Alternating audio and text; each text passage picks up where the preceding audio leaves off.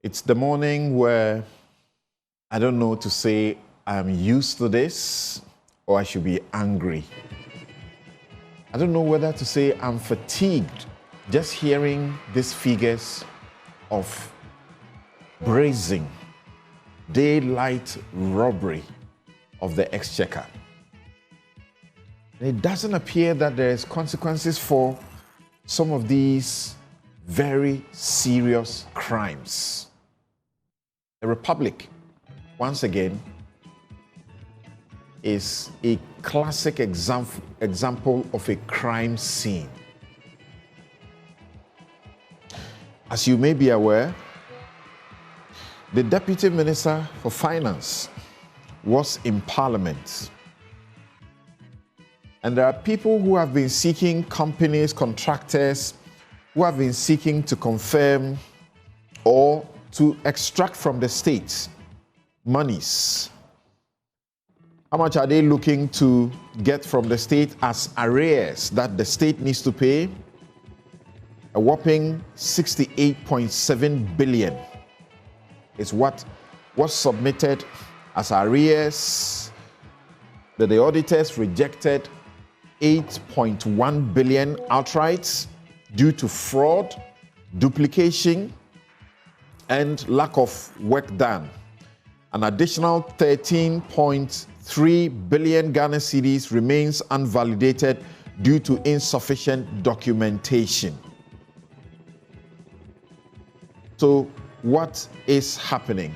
We'll give you the details of what appears to be a very serious situation discovered by the Auditor General through a special audit involving Ernst & Young and PricewaterhouseCoopers.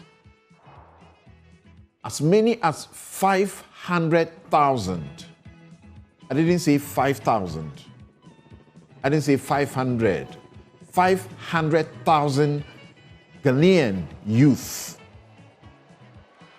are chasing 5,000 jobs in the security sector.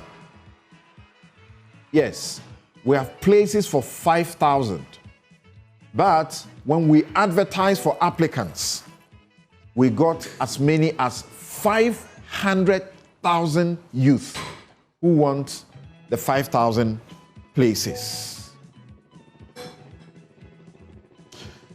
The president has been flying in his brother's private jets.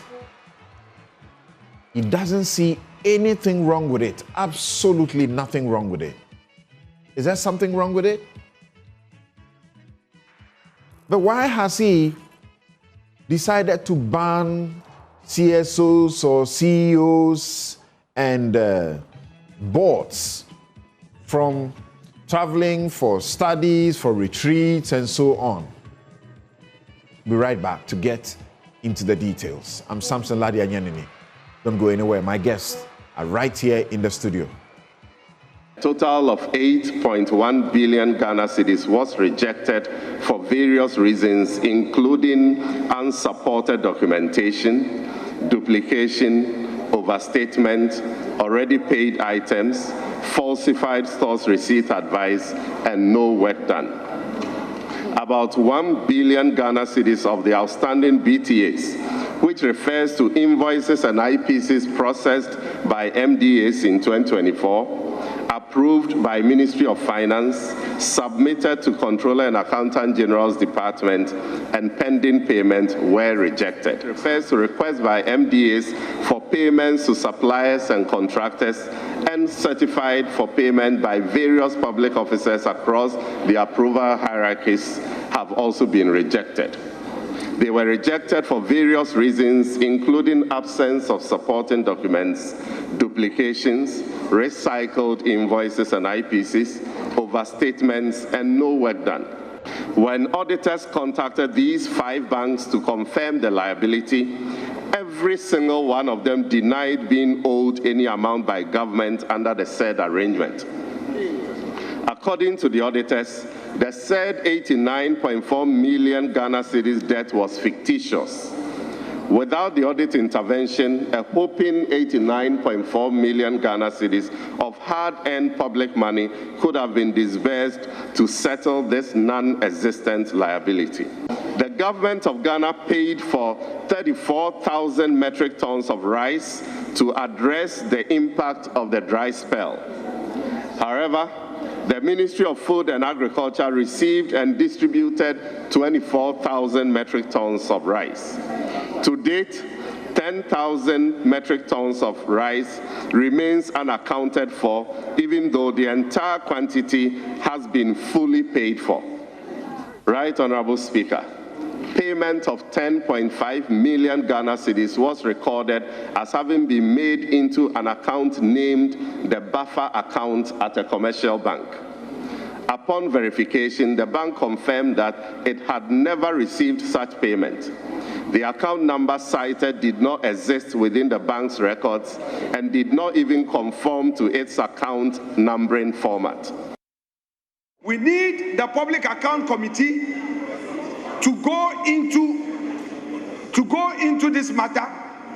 And Mr. Speaker, nobody should attempt to invite you to set up a certain ad hoc committee.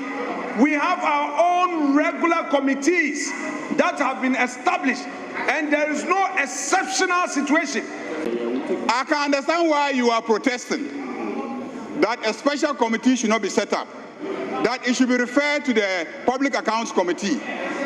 Mr. Speaker, we will not accept that because your side chairs the Public Accounts Committee. We will not accept that. We will not accept that. It's a special audit. My guests are seated.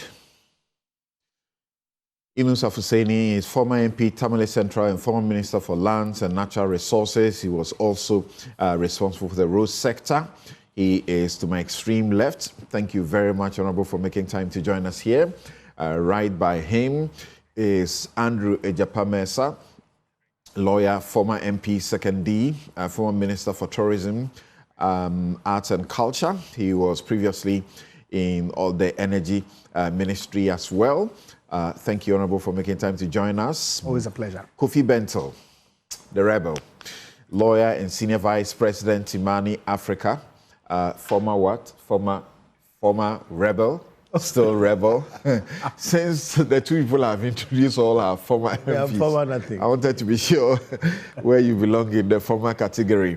The man who likes to say it as blunt as it comes and used to spend quite some time here on Newsfile, Joe Jackson, Chief Executive Officer, Dalex Finance Ghana.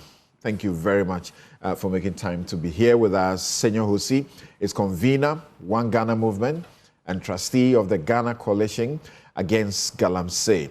So today, you have a host of blunt-speaking Ghanaians with a rebel in their middle. So, what are they going to say about this? Are they going to call this clear theft, or as some people say, a government whose oral pledge is failing and is trying to throw dust into our eyes, looking at very clear errors that have been made on certain statements and projecting them as matters of corruption and stealing? So, as you know, a special audit into Ghana's unpaid debts has uncovered a whopping 21.35 billion Ghana cedis suspicious, duplicated, and fictitious claims on the state's coffers. This has compelled the government to pledge that it will prosecute all individuals involved in what it has called a systemic plunder of the public purse. The amount is made up of 8.1 billion outright rejection and 13.26 billion that must be justified before payments can be effected. The disallowed amounts were part of 68.7 billion submitted to the Ministry of Finance as unpaid interim payment certificates, that's IPCs, invoices and bank transfers, advices owed to contractors. And in July, government taxed the Ghana Audit Service, working in partnership with Ernst & Young and PricewaterhouseCoopers to verify and validate the 68.7 billion submitted to the Ministry of Finance in the unpaid IPCs and invoices and bank transfers owed to contractors. Now, this is the picture that we are seeing in your short. So let me begin with Joe Jackson. You are very familiar with this terrain. You are seeing the figures. I don't know if I've become like beginning to develop like a seared sort of conscience to some of these things because I'm getting tired of it. We get told of all of this all the time, and we get told that people will be prosecuted for them, but nothing really happens. But this time, what do you see? Is it premature? Listen, since I heard this, I've been through a series of emotions. I've been angry and saying, why do we do this to ourselves? And there's one test that I apply. I ask myself, I'm a chief executive. I'm supposed to protect DLEX, the DLEX purse. If an audit came to me with similar results, forgive me, you can't get away. My finance department won't get away telling me these are errors. That you made those kind of errors is bad. It's a dismissal offense. That somebody made it intentionally goes beyond saying.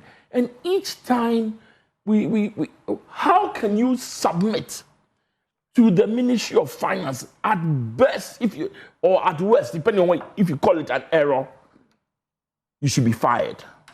You should be prosecuted as an accountant for delivering these sort of numbers. And I'm tempted to think, just maybe these are not errors, these are worse than errors. So I'm angry. It just goes to show how deep this canker is. And Samson, I'm sorry, don't get tired. We should continue to be angry. We should continue to be furious, because the day we get tired is the day we give up. Then everything is gone. We can't afford to look at this, the numbers that have been presented, and say we are tired. It's the same old issue. No, somebody should be prosecuted. No, somebody should go to jail. And if it doesn't happen... So those are your preliminary comments. I'll return to you. Kofi, we'll get into the details, Kofi, because I'm reading where the minister says, in one circumstance, the bank, is giving an account. Banks are called and the banks confirm that we don't actually owe anybody. Then accounts that were supposed to be the accounts to be the conduit for the corruption, so to speak, are actually not bank accounts that exist. So how is the payment going to be made in the first place? Because the people in the chain are part of the rot. Okay, look, we make these things sound so esoteric and so wild and weird. This is common thievery. Has been going on for decades. Both NDC and NPP, the richest subsector of our whole citizenry are politicians and senior civil servants and these senior bank people and that kind of thing. You and I know what we've done with Occupy Ghana and everything, trying to bring these people to book, and it doesn't work because there's a bipartisan agreement to loot this country.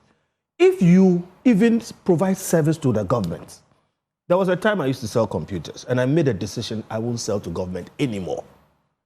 In fact, I have a funny story. When I sold to one of these government institutions, and just to get my money out, go here, come here, fill this, pass here, I actually went into the office, packed the equipment, and took them out. All right? Why am I giving you this story? If you even provide service to government, to get your money out, to get paid, the forms you fill, the places you go, the things you have to go through, and then we keep hearing about people just taking out millions of dollars from government coffers, fictitious accounts, fictitious this, fictitious that, and as if it's so easy. Meanwhile, we have thousands of people working in Controller and Accountant General's department. You have Auditor General.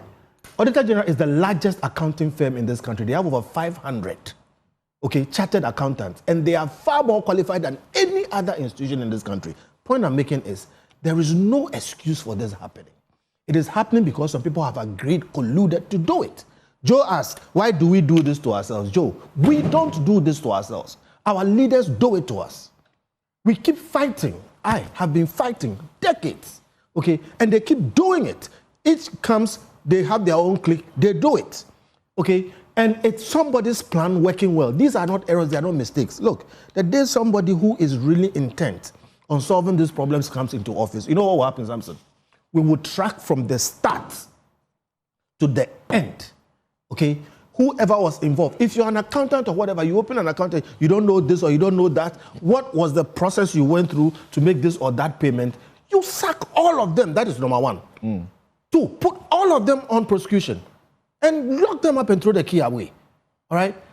During the Occupy Ghana case in the Supreme Court, the law said the Auditor General may surcharge or disallow, which makes it a discretion. That was a major problem for the lawyers who were in there. The Supreme Court in this judgment said, given the situation this country has been in for all these decades, how rampant corruption is, that may hardens to a shall. It is imperative on the people who watch our money to now not make these things a discretion anymore, but absolutely all the time without fail, clamp down on them. The politicians are talking too much. NDC is talking too much. From what you're saying, we shouldn't even wait for prosecution because the Auditor General has the power to disallow and surcharge. Yeah. You see, sorry. But every transaction starts from somewhere, whether it's in a bank or whatever it is. Look, if that accountant who was supposed to open some account didn't do it right, that person should have been taken up there. Now, it goes through somebody paid. What? Co-warranto. Where is the authority with which you paid? And then it goes all the way to Auditor General. And Auditor General also sits down, the people are still walking around. It goes all the way to some parliamentary account. Then they come and stand in parliament and nothing will happen. Nothing will happen. Okay. The decades have shown that it's a bipartisan agreement. Your preliminary comments. I'm coming to Senyo, then to Ejapa and to Inus of Seni. But Senyo, though these are preliminary, I'm getting into some bit of the detail. Some of them, for example, where there is lack of work done, you can say, well, then that is clear. Work has not been done, and you have validated the contractor to be paid. So we hold you responsible. But the circumstances where you have monies or where you have the missing grains during the dry spell, you had government paid for 34,000 metric tons of rice to combat the dry spell in 2024. Only 24 metric tons was distributed. So there's a difference to be accounted for. There was, that's 10,000 metric tons of rice unaccounted for. Despite the fact that for this one, payment has fully been made. Now, you had the maize, 100,000 metric tons was contracted for, and how much of that has been supplied. So, can't we take our time and be clear about where we can actually say, even before a prosecution goes on or the Auditor General does anything, something wrong has gone on? I don't think there's a dispute about the fact that something wrong has gone on, but because we have quite some professionals here, so we also educate the public well. Okay. The work that has been done so far is a verification of arrears. It's not a forensic audit, so fraud cannot be established through this accounting process. For us to have fraud established, you have to go through forensic audit. So what you actually have now is enough data for us to preliminary data. That's why you use a term there. So just to guide all of us. If you have validated that, you pay a contractor. I'm just telling you. For work done. Again, I repeat. And reputable institutions find out that the work has actually not been done. No. If guys, we have paid fully for goods we contracted for, and we find that the goods have not been delivered in full, that's fraud. Samson, I repeat, this is not a debate. It's not a discussion. I'm not going to debate anybody. I'm going to educate people. So let's just get it. This is just fact. I'm just saying that for you to establish fraud out of an accounting process, you do what we call a forensic audit. This is not a forensic audit. So as much as we are all agitated about it, I just need us to be careful that we don't use this as a basis for claiming that fraud has been established.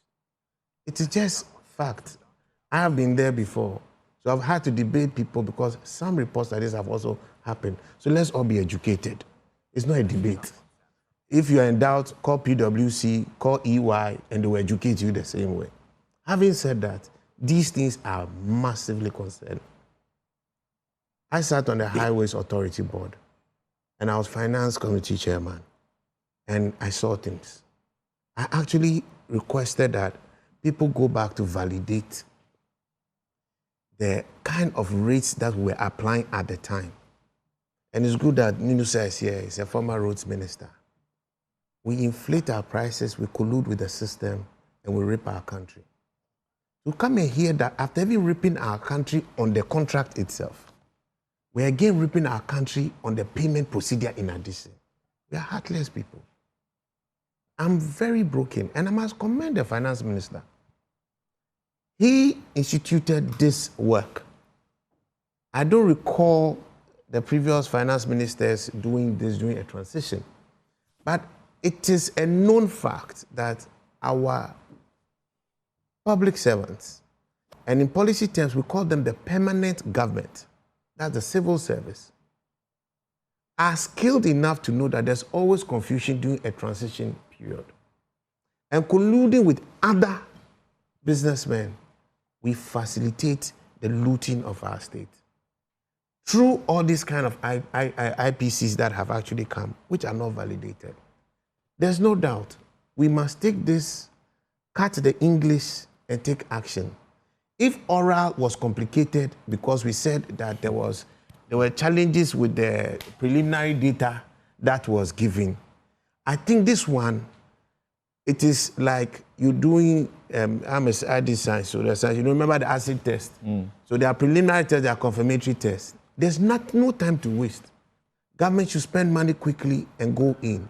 This is indicative information for you to immediately interdict people, quickly within the next 2-3 months, execute a forensic audit so you can validate the fraud, and where there is administrative culpability and clear negligence that you may say that, what do you call it, criminal negligence, right?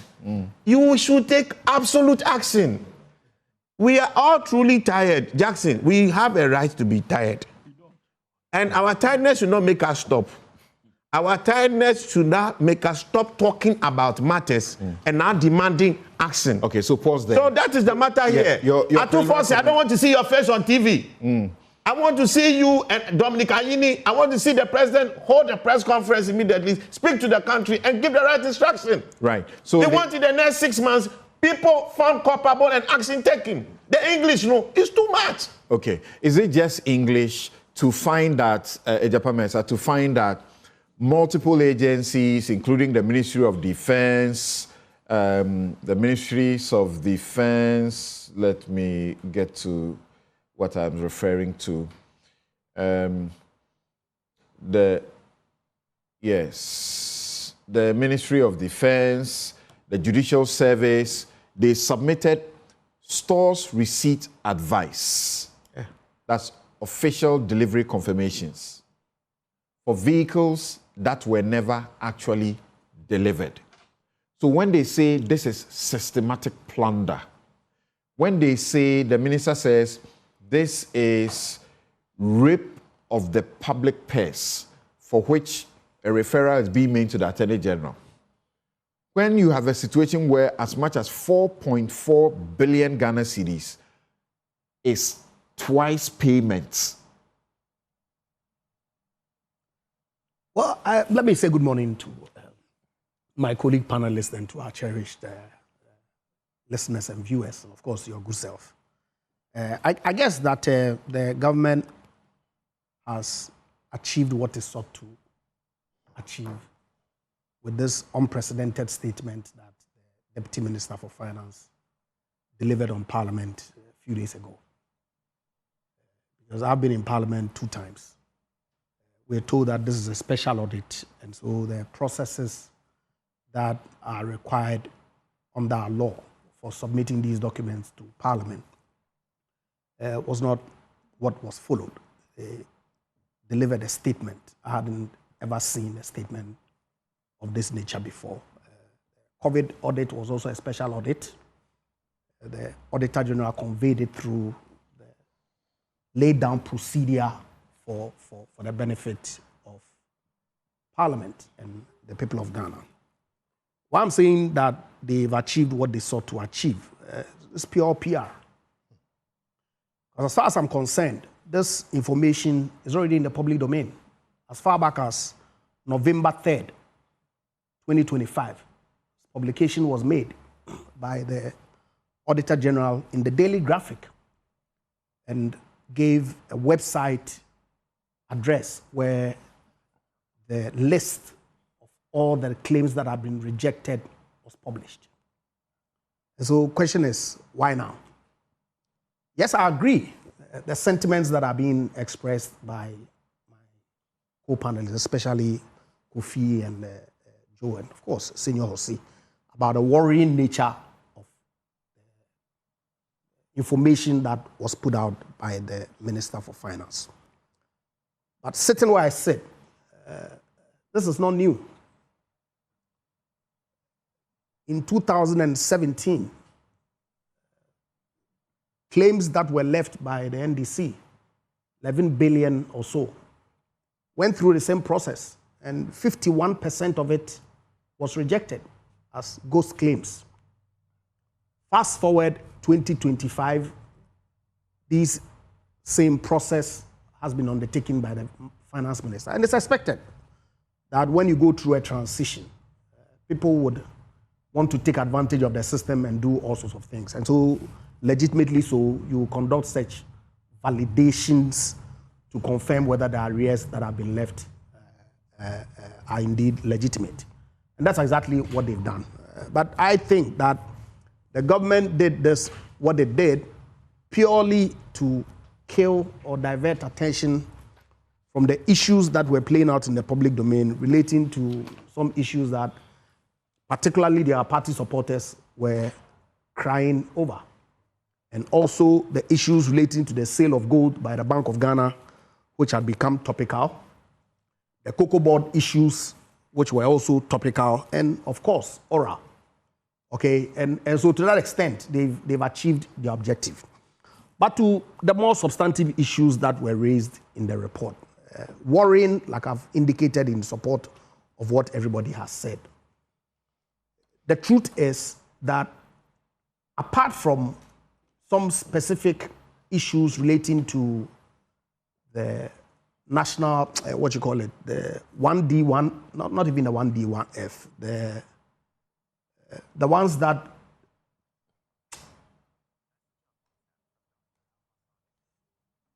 advance payments were made. The bank transfer. Hospitals, right? Bank transfer. No, the 1D1F. the agenda 1D1F agenda advance payments were made. Advance payments that they make reference to, which were actually monies that have been expended. 7.9 million. And then in relation to the dry spell, which actual monies have been expended. Right. And also in relation to, I believe, the maize, right, where they say they procured 100,000 metric tons and only 11,000 metric tons have been delivered. These are the ones that actual monies have been lost. We have farmers in the north. Yes. For paddy to be bought. Not an issue. And I agree that if people have caused loss to the state, they ought to be held accountable. No doubt at all. I'm not the one to sit here to want to defend anybody who, rightfully so, has been found to have committed some offenses against the state. The rest of them really is not money that has been lost to the state. You can say that people attempted to defraud the state through the processes that they went through. And as a result of the validation processes that the Minister for Finance commissioned, these loopholes that people sought to exploit have been blocked. I'll return to you. I'll return to you on that. In quickly. fact, how much has been lost to the state, separate and distinct from what it is that people tried to, if you like, use the existing systems to as it were, right. make themselves. But thank you. See, those are your preliminary comments. Okay, I'll come back to you. Yes, Yunus of Seni.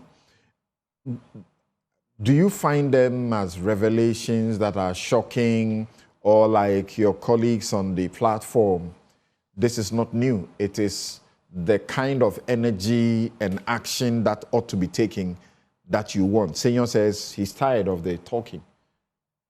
Well, Samson, let me say, let me first of all extend my regards to my co-panelists, and to say that to feel to be shocked by the revelations that came out in Parliament last week is to some extent be complicit in these matters. This could be the tip of the iceberg. Why? Samson, these were validated claims by the Ministry of Finance and forwarded to the government's treasurer, accountant, to pay. It's not as if they were sitting at the ministries. These were validated claims by public officers in all the ministries. This payment was stopped because it was felt that they needed to do an audit of the payments. Can you imagine how many of such payments have gone through? Can you imagine? And that is why I agree with Sonjo when he says, or Benton when he says that if he were in charge, he will go back and track payments. Yeah. Because they were only stopped because there was a change in government. Explain to me, when under the 1D, 1F, about 90 million is said to be money that has to be paid through certain banks. And all the 5 commercial banks involved denied being owed the money. How would it have been paid? Because the banks say we are not owed. Well, so how did it get to the treasury itself for payment? That's the question you should be asking. The auditors labeled that as fictitious. Yes, so it means that these things were generated and forwarded to the government treasurer for payment. That's what the banks say we are not owed. But I'm saying that this thing came to light because the payment was stopped by the Minister of Finance. You should not look at the banks. You should trace the movement. It originated from somewhere. The Ministry of Finance validated that payment and instructed that warrants were issued for payments to be effected. That's what happened. In fact, that's what we have been told. That these were payments that were stopped. These were arrears. And what arrears means that the payments or the claim to payments had matured and they had been stopped. So, I mean, when I was reading the report, and I agree entirely with Joe Jackson, when I got to pay 3, I stopped. I was just asking myself, why will... You didn't want a heart attack, eh? No, because so... What's that? What are you holding? That's the... He said he reached pay 3 and you stopped. He couldn't continue again. Not today, when the thing came out. Yeah. Because you ask yourself, You mean our research work shared with you, is that it? No, this is the statement. Okay, right. Ministry of Finance. All right. Now, so you ask yourself, so who sat there, for instance, the Judicial Service? So who issued the letter saying that the vehicles had been received?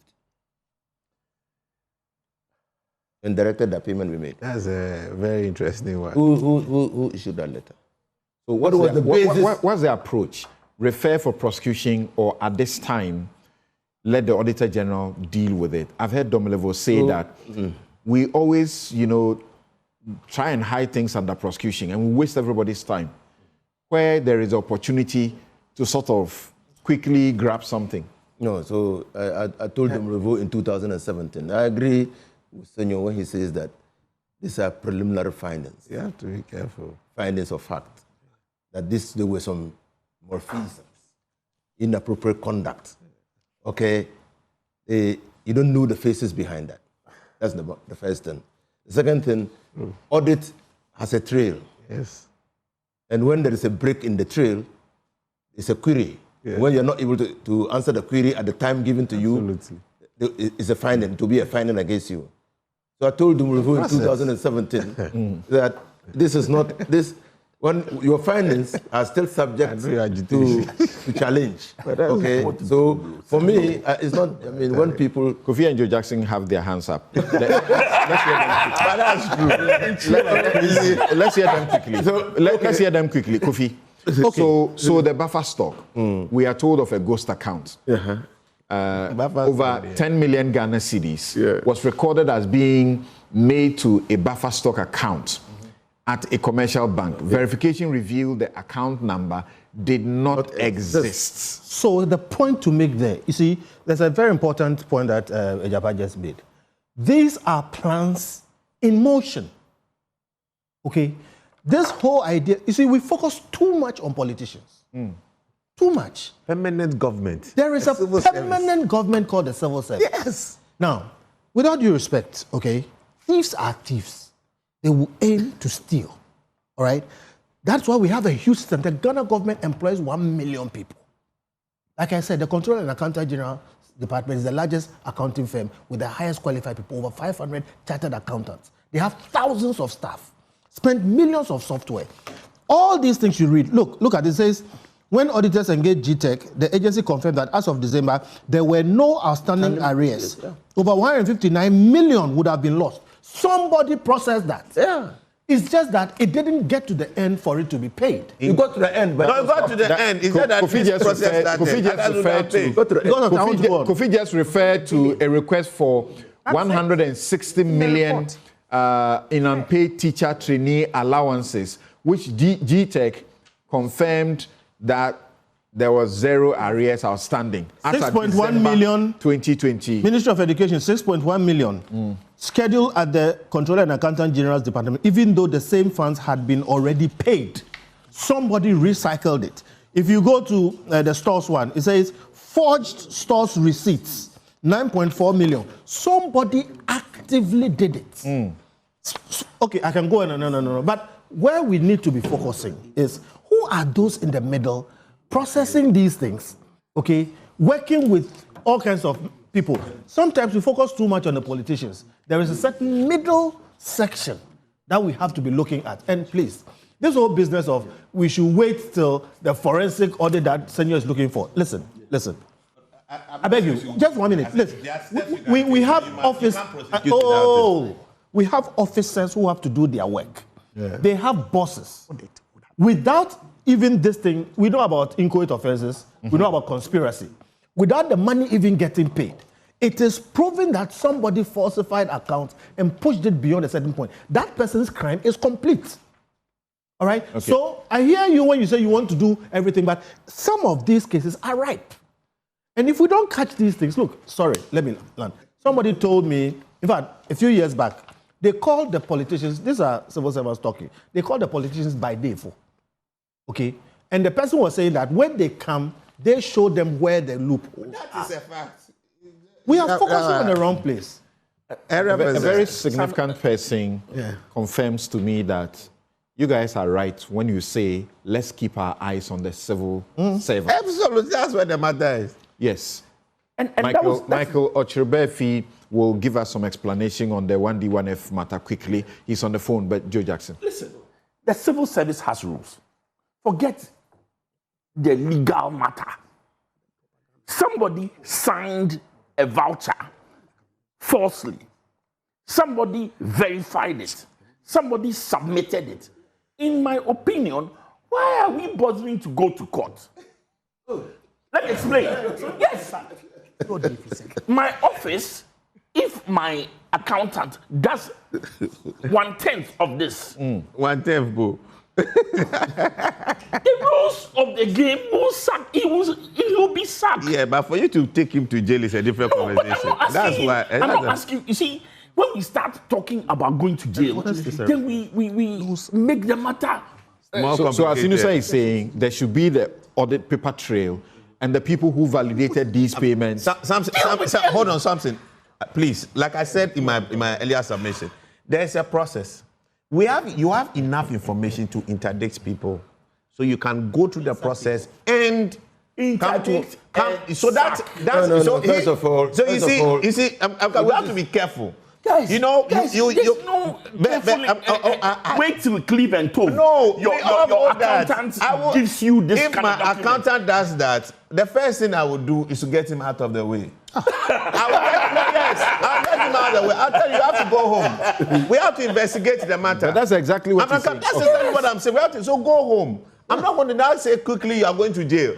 No, hold on. Is not the matter now. So what I'm just saying is that there's enough information for government to start administrative action. And then you still go through the process of a forensic audit.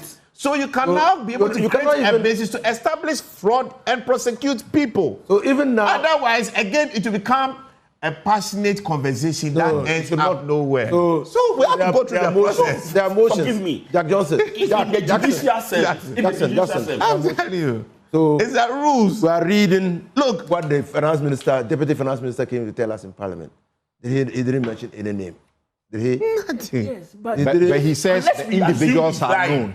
Yes, Samson, for you to establish actual fraud on the part of it, for everyone you are saying, you ask the person, what are the rules governing the guy's role?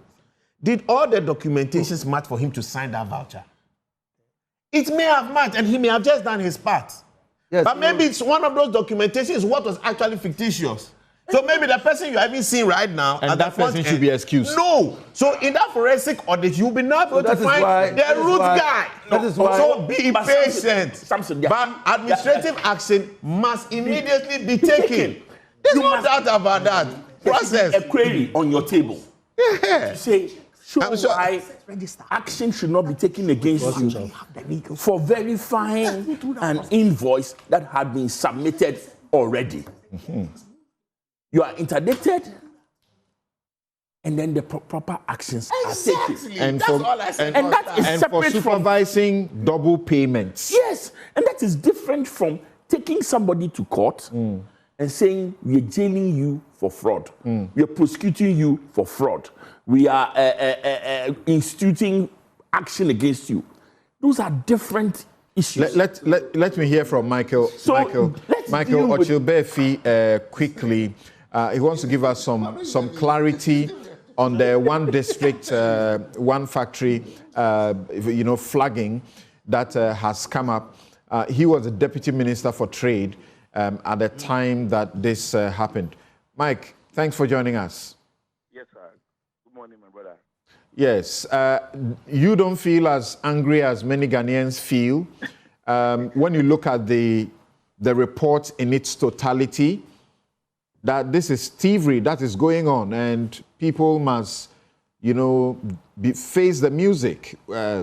Retrievals where payments have been made must be done immediately, and those who are caught to be, double verifying and seeking to make payment where there is no debt due, should also be facing the music right now.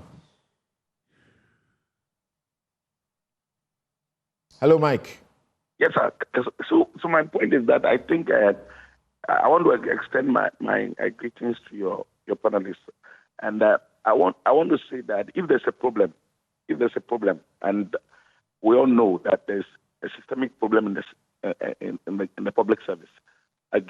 we have to do as a nation is that we have to come together to fight the problem and make sure that we cure it once and for all. We are never coming together to fight it. It is the reason every year $5 billion US dollars is lost to this country through corruption. It's okay to come together. The point is that I also want to say that the deputy minister came only to read a statement on the floor of parliament. He didn't come to present the report. That must be established. He only teased out parts of the report. At that time, parliament even didn't have access to the report. You are not saying that you doubt what he presented?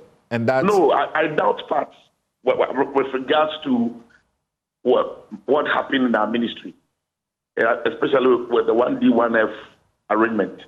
I mean, it's very clear that they got it wrong. In the 1D, 1F matter, what we are told is that the auditors discovered 89.4 million requests for interest subsidies under that project. All 5 commercial banks involved denied being owed any money. So the auditors labeled that debt as fictitious. Sir, what's your problem with that? Okay, so my brother, in the first, let's just look at it like this. The 1D, 1F is a private sector-led initiative. It's a 2-tier policy. I mean, it can be a greenfield business or a brownfield business. But we also anticipated that people may also have issues with regards to funds in setting up the ideas they have as business. So we decided to have an arrangement for them through what we call the agreement with the participating financial institutions, the banks that we were dealing with. So we selected some commercial banks and we signed an agreement with them. These banks were supposed to advance loans to the 1D, 1F companies that will go to them to seek for, if they are so convinced that the proposal they have sent to them is bankable. That was the arrangement. And so, as part of the incentive package in the 1D, 1F arrangement, government was supposed to pay 50% of the interest subsidy, of the whole interest on the loans for the 1D, 1F companies. So the arrangement with the finance ministry was that any time we submitted documents or we submit documents to the banks, what we are supposed to do is also to write to the Ministry of Finance, indicating to them the commitment of government as far as the interest subsidy was concerned. That was the arrangement. So over the years, we have done that from time to time. So what we did with these ones was that we only requested an amount of 89.4 million being government commitment or the interest subsidy, 50% government commitment. Note that after that request, Minister of Finance will also send the request or authorize Controller and Accountant General to make payment. Controller will now transfer the money to the central bank. Then the central bank will then in turn transfer it to the commercial banks. But in this case, those banks in question, the 5 commercial banks, they didn't advance any loan to the 1D, 1F companies, which clearly presuppose that if loans were not advanced, it means that there wouldn't be any interest payment. That's the meaning. Very simple. So, albeit the request has been sent to the Ministry of Finance, but the ultimate point that needs to be considered fully is that there was no loan advanced to the 1D, 1F companies in question. So in the books of the bank, the commercial banks, there wouldn't be any arrangement between the banks and government.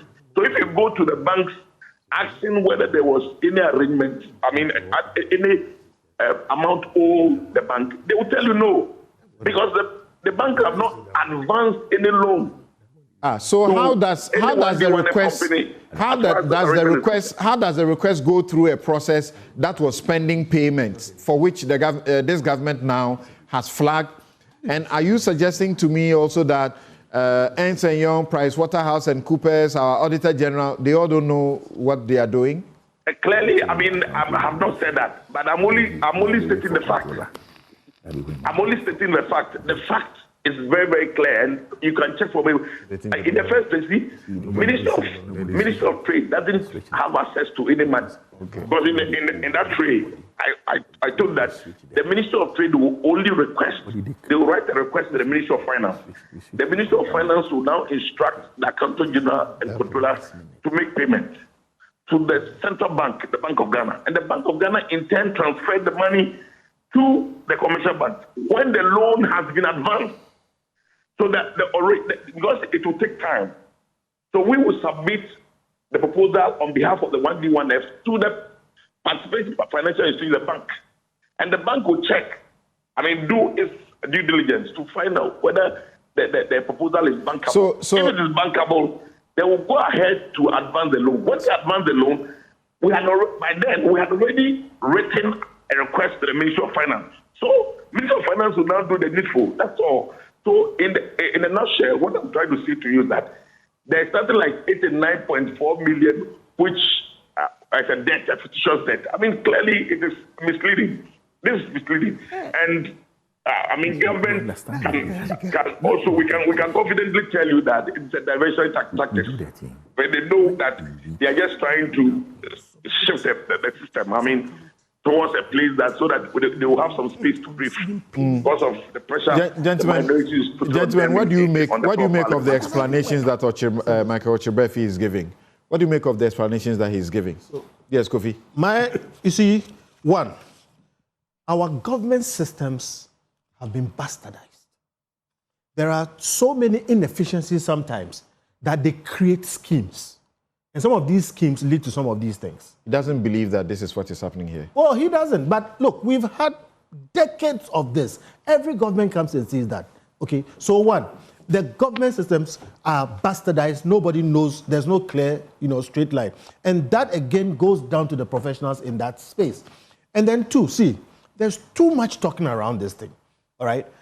How much time have they had, okay? And like we are saying, if somebody has processed something through an account, there's so many records. Some people's crimes are complete.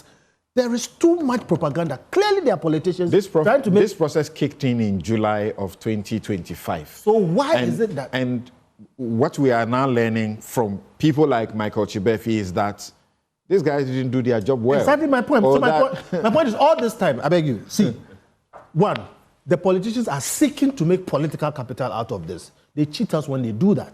All right? And sometimes that hyperbolic language and fluff and bloat, look at oral, 29 billion, today where 21. 21 billion. US dollars. US dollars, okay. So my point is, those were the claims. So see, I beg you, poor people's money, with the time that they have had, having the reins of government, it is enough time in some of these things to have at least had people dismissed, put on interdiction, and some on trial, and others vindicated. Because some of these things are requests. It's a reaction I'm looking for. What Michael has to say. Yeah. I am very clear in my head right now that our governance system, designed by our politicians and our civil servants, is woefully meant to loot this country. Look, this can't happen in my office. What we've invested so much in a lot of accounting systems. Give me that. Get what? What now? They are gonna give what? Oh, Jesus is Lord. How is it that from a click of a button, when an IPC is processed, is passed in one system, it can't reflect globally in all the systems? That we should have any problem with duplication.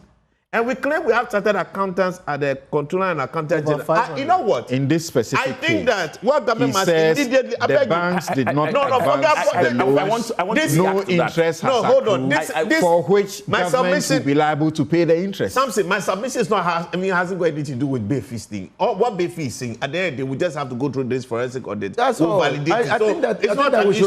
My difficulty is that reputable institutions, accounting firms like Ernst & Young, thank you. PricewaterhouseCoopers, acting together with the Auditor General, according to Michael Befi, and the government, are misleading all of us. That's the propaganda. I didn't hear that. That's propaganda. No. There's propaganda in this country. There was no interest due for which government to pay. I want to react. Propaganda. There's propaganda in there. See, the real problem is the statement. Because you and I haven't seen the report. Right? If they had published the report, then we could interrogate them with all the responses that people have given to then arrive at some definitive conclusion as to what really has transpired. But this really, like I said from the very beginning, is only to divert attention. No, it's not to divert. Oh, it is. No. Senior, it's being said everywhere. That's your initially published on the 3rd of November. Operation Recover All Loots, 2025. what they call it, mantra. It's there. Or I brought the it's newspaper. failing. This is what you need to do to keep your people excited about the fact that you're working. Samson, let's grant Bobo his argument. That's what I was argument there's that propaganda it is, there's propaganda. Let's grant it. Is it not a legitimate matter? I'm saying that I have a question. Samson is my car. It's a legitimate matter. Samson. Let's interrogate what the former deputy minister said. That there's a 1D1F. He became minister eventually, I think. 1D1F project. So when the project goes, right, they instruct Ministry of Finance that we've made a commitment. The banks will advance the loans. The banks will advance the loans. And the government will pay half of the interest payments. I have a question. I have a question. That is only advising the government that you have a commitment to pay. When that moves from being an advice to now controller, for it to be deemed, because you see, before you put an account to be paid in, it means somebody has received an invoice and passed it. And passed the invoice with some account number on the invoice, which was deemed fictitious. Somewhere. All I can imagine is that between the time of when this was processed and when finally changed, somebody will come and validate and say, oh, we made a mistake with the account number will change. Who knows? But the point is that somebody is confirming that to me, that we shouldn't take that for granted. Thank you. That because a bank says this account doesn't exist, the number is actually not correct, does not mean that that plan could not have been executed. Thank you. That's what at the final point of payment, new account number. But you see, I'm making a point. When somebody submitted that document with an account number, was it validated? Against which invoice? Where did the account number come from? It is very different from saying, I have made, as Ministry of Trade, I have made a commitment to companies A, B, C, D, E, who have now got commitments from bank D, E, F, who will advance them loans. And for you to pay 50%, I'm advising you that this is the commitment that has been made, and so plan for it. Legitimate. But it went beyond just plan for it. Somebody said, be prepared to pay this amount. Not be prepared, pay. Pay this amount into this account. At that point, we've gone past just an advice. Somebody must have had an invoice. Put a request for payment. That request for payment, where did it originate from? Did it originate from any of these banks? Yeah. If the bank say they don't have that money, it won't come from the banks. Exactly. So it will always come from the one they were. We're told about you can't no matter. You were saying pay a bank. Yoko, right? Oh, yeah, that's where the account numbers were changed with a certain small difference in name. That is why I'm saying that we should move this conversation. Senor, we should move this conversation. Yeah. That look. So there is a preliminary statement or finding of fact against some government institutions in the deputy minister's statement. Next point is to establish the culpability of those. Yes. Our point is there's been enough time to do that. Please. Let's there's been enough time. Please. But we just get it. We got the report. So the people who sat on the report. They've been in government for 1 year. But even if it's the finance minister has referred this special audit. Let's not forget, it's a special audit. Yes. and a special audit, which not the government people that Kofi Bentil talks about have all the expertise, and yet we need, to bring in KPM, less PIWC and Ernst & Young. They don't have as many and get paid again. Extra. Yes. And they have done a special audit. Yes. And make these findings. Yes. And he says, the minister says, he's referred this to the Attorney General for prosecution to happen. No, for forensic. Again. Yeah, he cannot just, this data is not enough to what is it? That's what I have said. You have to be careful. This is the point that you take a leave from Kufo. Yes. President Kufo, establish a special investigative team to immediately. That's quickly. Some of the culpabilities are complete. Some people in the chain, okay, if you didn't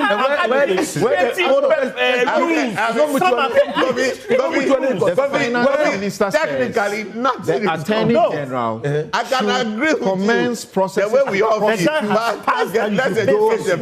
said the individuals involved in the courts before pass the public to go through that process. No, the head of the before you go to court. It's not in an institution. The institution has rules. Administrative system must kick in. Immediately. Those ones. There's no stress. Let us know that you've kicked it. Immediately, there should be administrative interventions by the leadership in the various Thank you, yes. That's what we're saying. But for us to take the thing the next level, establish actual culpability, there's extra work to be done. And I'm not telling you this even on my own, and it's just because I even know it. Even the auditors who did the work, I have spoken to them this morning. They have said the same thing. But it doesn't. So I beg you. It doesn't matter. Let's follow Let's follow the process. Senor, hold on. Then they shouldn't make public statements. We've mentioned, for example, today. Propaganda service. That one you can prevent it. Judicial service. Then you tarnish people. It was all intended to divert attention. Judicial service. That's exactly what you guys want to achieve. Petrol prices are coming. The work is not complete. You are saying that in 2017, Ace and Kuma. I have had debate. What is being done? Gentlemen, let's listen to Jackson and come to you one by one now. Judicial service has rules. The rules are administrative, have nothing to do with going to Judicial court. Service, Ministry of Defense. Everywhere. I'm taking the Judicial Service as one of them. There's somebody in the Judicial Service who didn't receive a vehicle and signed and verified. Store receipts. Store receipt of having received. Meanwhile, it's not been delivered. It's not been delivered. That's complete. I don't. Hold on. You have to. There's somebody who sent the receipt. There's a process for it. Hold on. If this is true, I send it to the head of the Judicial Service. Yes. He says, "Come, Kwesi Mensah, sit. I'm giving you a query. Why should action not be taken against you for signing a store receipt when there's no vehicle? That has nothing to do with prosecuting you in court. I'm not saying. You see, let's see some action. It's part of the investigation. No, it's action. It's not administrative action. Hold on. Action. It's not investigation. So, guys, let's hold on. So immediately, Judicial Service can tell us that based on these issues that came out from the PwC, etc. report, we have taken actions 1, 2, 3, 4. They are given these processes within the institutions don't last for years. They don't last for months. 3 months. It's a 1 month, 3 months thing. Maximum. They convene a disciplinary action made up of if there's a union, the union, a significant person. They sit down. The committee sits and says, "You know what, Kwesi Mensah, the cars didn't come on, and you signed. You are culpable, and there will be several people in the chain. They may be dismissed. They may be other actions may be taken against them." But that is step one. And that does not require us to go to court. That does not require us to have a forensic audit. That says that Judicial Service, somebody issued a false stores receipt. So what do we do? So as far as you are concerned, for the government to indicate seriousness about this, there should be a directive to all the institutions who have passed, invoices and all of these, and be giving timelines within which all the people who must give such kind of answers go through this process would have gone through it. Yes. Like, how long should it take? 3 months. 3 months maximum. 3 months. 1, 2, 3 months. So that we are in March. By the end of June, we would know that these people who did this, who were party to the please. I mean, the viewers should know that that is so upset. It's not fair. It's even teary. It's our money. It's your money. It's my money. And you see, we forget something. It's very easy to take this and think about, oh, some vehicle was not delivered. It is somebody who didn't receive health care. Honorable, it is somebody in your constituency up north, when there was famine, who didn't get relief of rice. Big man ticket. It is, you see, those are things. We gave out money for hospitals. It is somebody who didn't get health care. It is, and sometimes it's easy to take, when there's corruption, to make it seem as if it's victimless. It's not. It's not victimless. There is a victim behind it. Rice means somebody starved. Hospital health means somebody didn't get the health care they deserved. And you see, it's heartbreaking. It's the judicial service. It's heartbreaking. It's Ministry of Defense. No, we should still be angry. We should still be vociferous. And I'm not ashamed that I'm this angry. Okay. So, look, well-meaning and significant people in this country are sharing messages with me. Some of them are livid, very, very livid. Yeah. But they are saying that I should plead with you. They want to hear you one after the other. Okay. Yes. Ijapa, Yeah.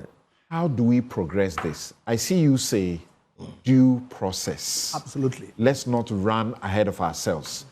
Number one, we have not even seen this audit report. Yes.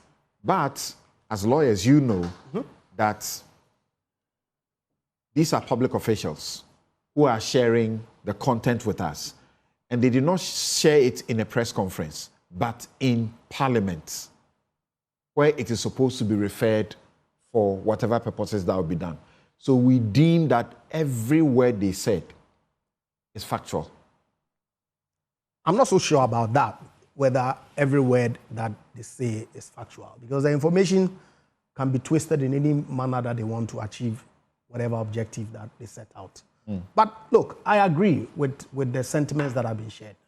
Okay, the report, if it's anything to go by, clearly demonstrates some wrongdoing on some of the issues that were outlined by the Deputy Minister for Finance. No doubt. And necessarily we expect the government to take action and bring all those perpetrators to book. Do you subscribe to Joe Jackson's approach?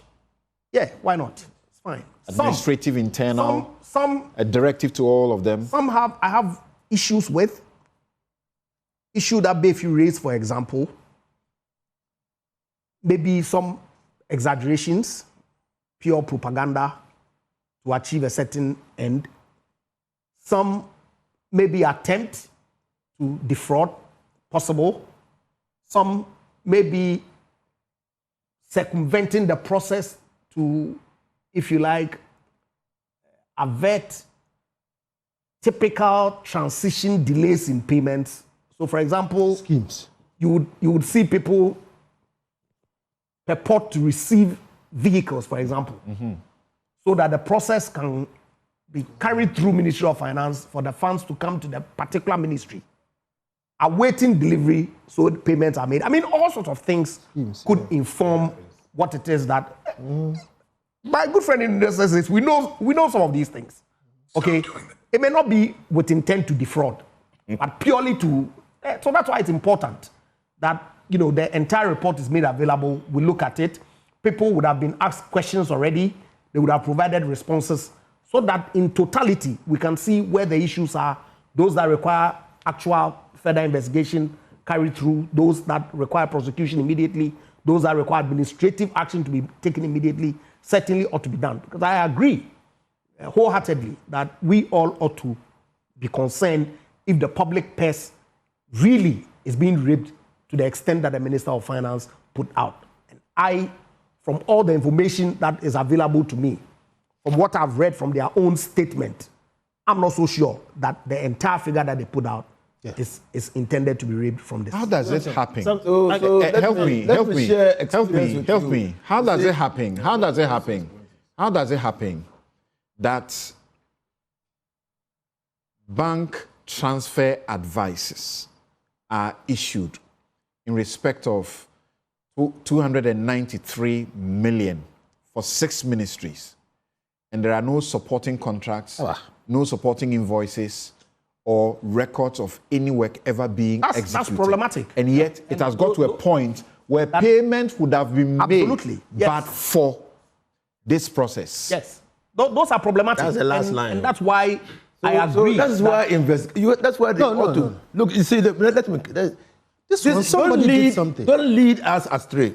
Yes. In 2017, the same NGO led us astray. Don't lead us astray. Hey. Yes.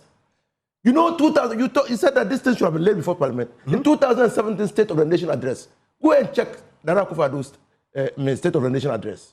He borrowed or copied copiously from Dumuluvo's statement on the arrears payments. Meanwhile, the report had not come to Parliament. Go and check thereafter how many people have been convicted of wrongdoing. That's don't lead us astray. There are processes. I'm telling you guys. There are processes.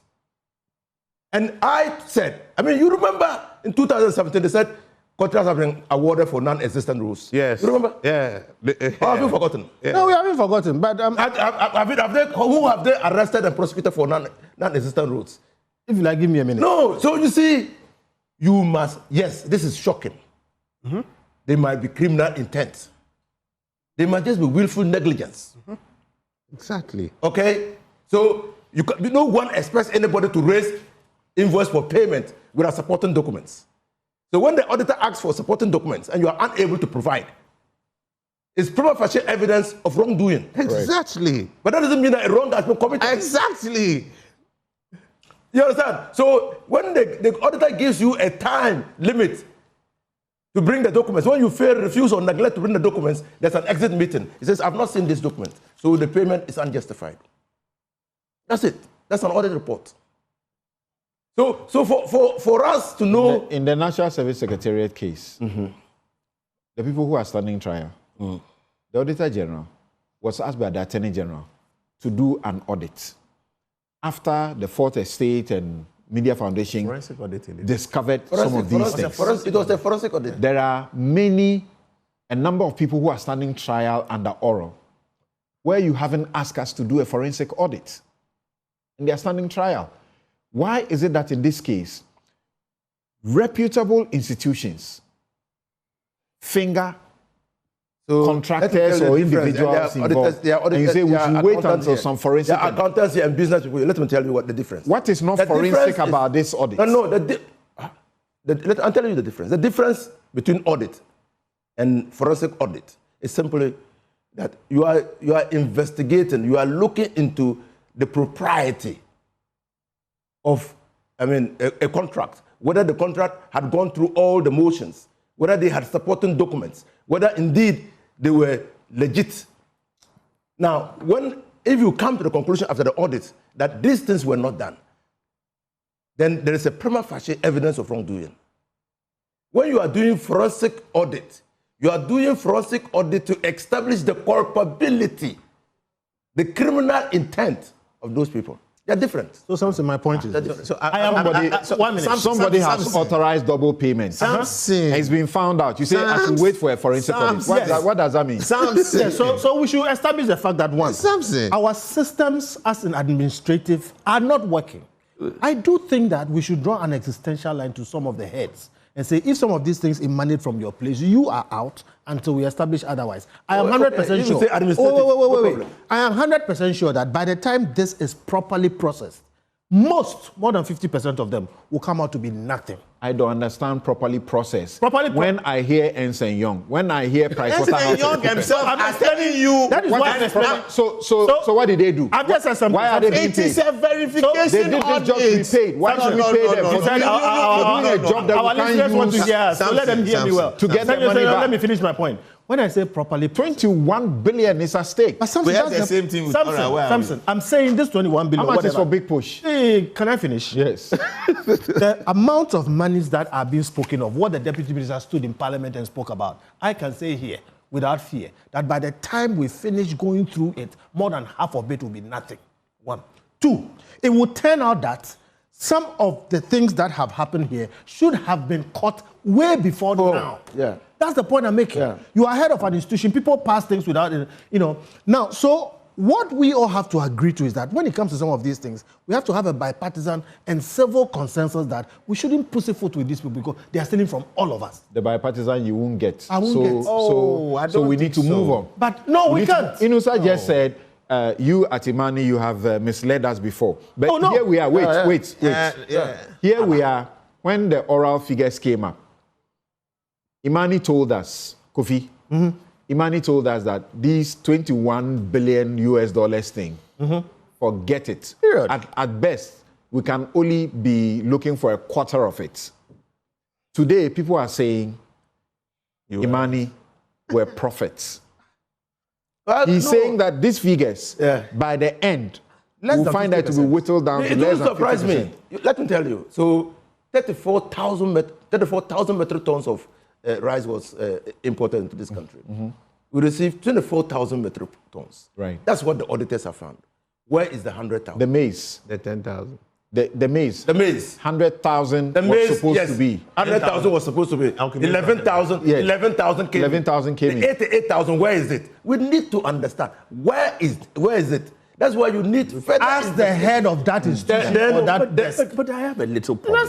This one he's mentioning now is being paid for. It's been paid for. Exactly. And the driver, we don't wait the for driver, this. a driver, As the head of that place. guys. No, the driver was contracted to transport 138 metric tons of maize and rice. He did less than that. He charged 50,000. He was finally paid 61 million Ghana cedis. He charged 50 million. He was finally paid. No, even he was charged 30 million.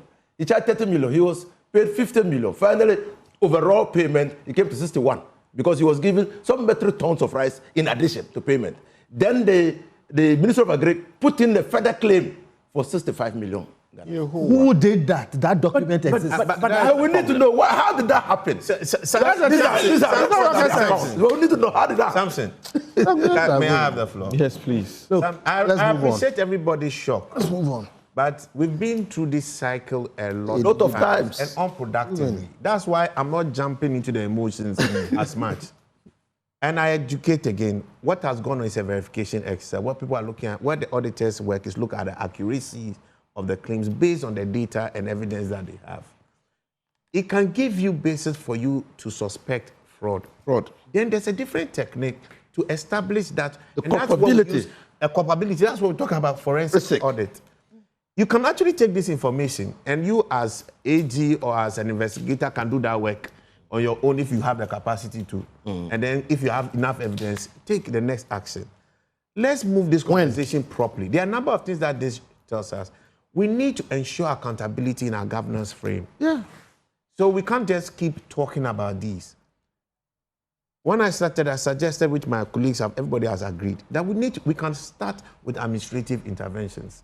Because if you've seen that there's a problem, things unanswered, the various institutions must start getting responsible, delve into them, and start taking administrative actions. If somebody is somewhat prima facie culpable, the person has to step aside. People should start seeing accountability being exacted.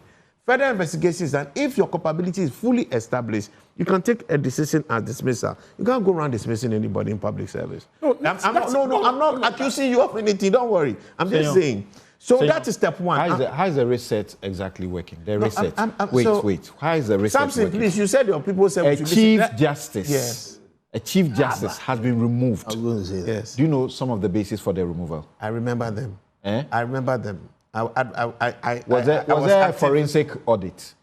That was not a verification audit. That was actually a full audit. It didn't go to establish her crime. Forensic audit, you go and establish fraud. That was not the case. So she was removed from. So she was not. The case was not about her fraud. So please let me just stay focused. So we move this conversation out of just passion. We have to go through a process. There's an administrative intervention that can be taken to exact accountability immediately. That all of you have said. Which we have all said. The president must lead that conversation. Right. The next thing, if for us to now get into the forensic side and have the president who is not seeing conflict of interest I will get there. Flying on his brother's jets. We'll discuss People are asking those questions. We are taking a break. No, please. There's something important. I beg you, Samson. Yeah. You said that people want to listen, so we'll get it clear.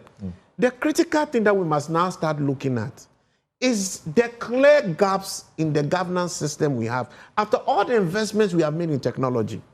And I dare say that this is willful. These weak gaps, these weak links we have in our governance system, accountability system, our accounting systems are known. And that's why people can't take advantage of it. But how is it that we spend so much money on all these systems and we've realized nothing? There's a need for a proper review of our processes, and I would rather ask the finance minister to now call on the same people who did this, who saw some of the gaps, to lead that. There is no way that in Jackson's system you have the story. Okay. If I have one accounting system and you are taking out of your stock in somewhere, everywhere in the country when we go online, we'll know that you have taken your stock. We'll take a break here, but before I do that, Joe Jackson and Benton would like to hear this. This is a procurement expert. Abdullah Tabadu, he says that if a bank pays money without the requisite documents to support it, it is a violation of the Banking Act. 1, did this show in banking supervision's oversight reports? 2, did this show in the bank's own internal audit report? 3, does this show in the bank's external audit report? And 4, what is Bank of Ghana going to do about it? The finance minister has a right to blacklist the affected banks from government business as a way of signaling to other banks. You don't need a soothsayer to tell you that there was intent to defraud. Good.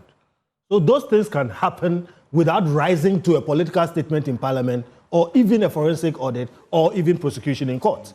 And that's what we are saying. And Samson, this presumes...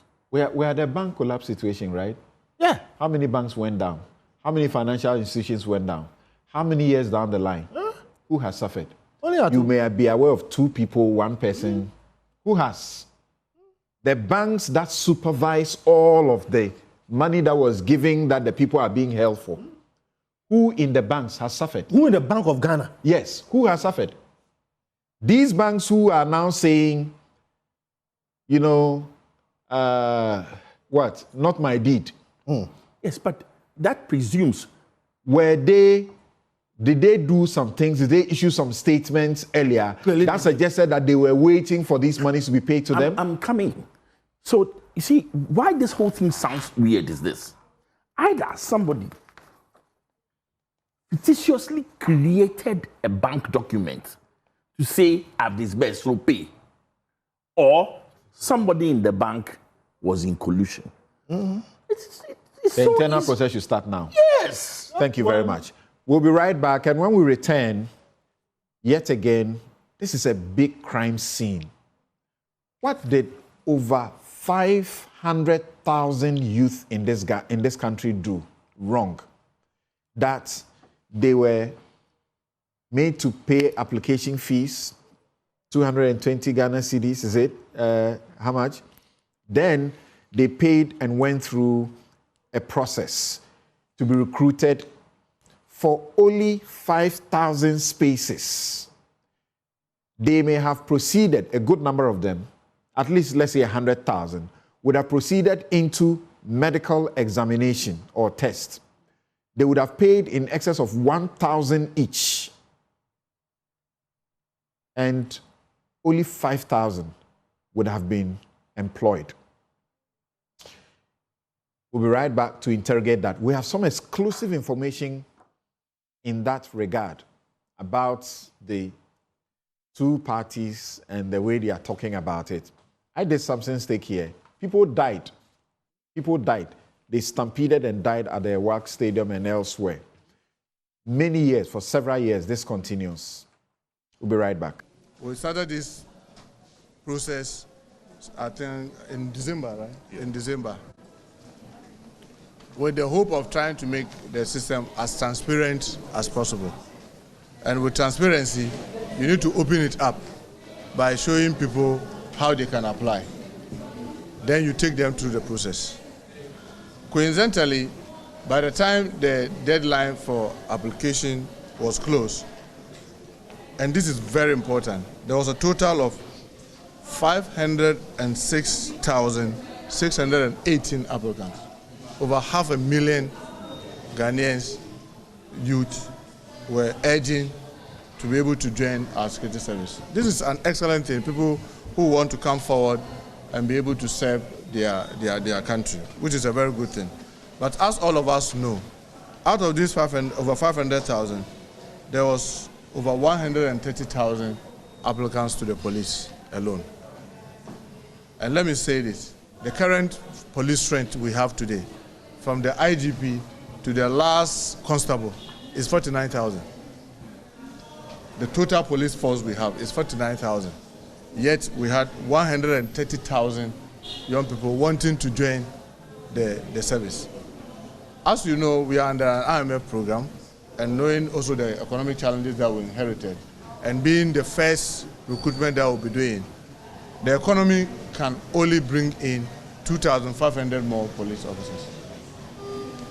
2,500. I mean, other ranks, and then 500 cadets. So when you put that, that's just about 3,000. Meanwhile, we have 130,000 that are opting to join the police.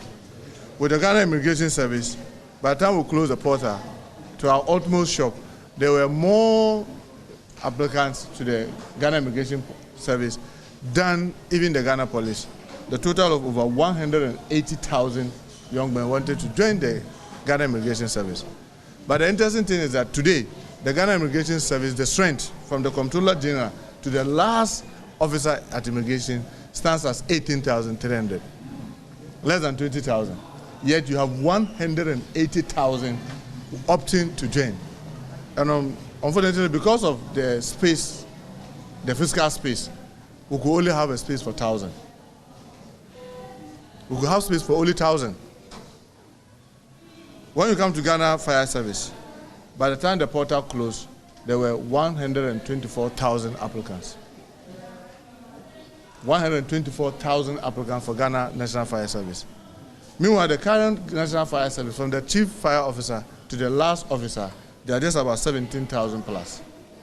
Yet you have 124,000 wanting to join the Ghana National Fire Service. The Ghana Prison Service, when the portal closed, there were 71,000 applicants. The Ghana Prison Service, as we speak today, their strength is just a little over 14,000. So just suppose their strength now, as against the number who wants to come. In the case of the Ghana Prison Service, the space could only accommodate 500.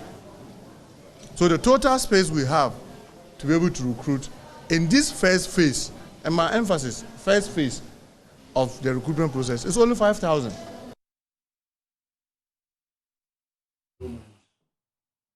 So you heard the Interior Minister, Mohamed Muntaka Mubarak, speaking there.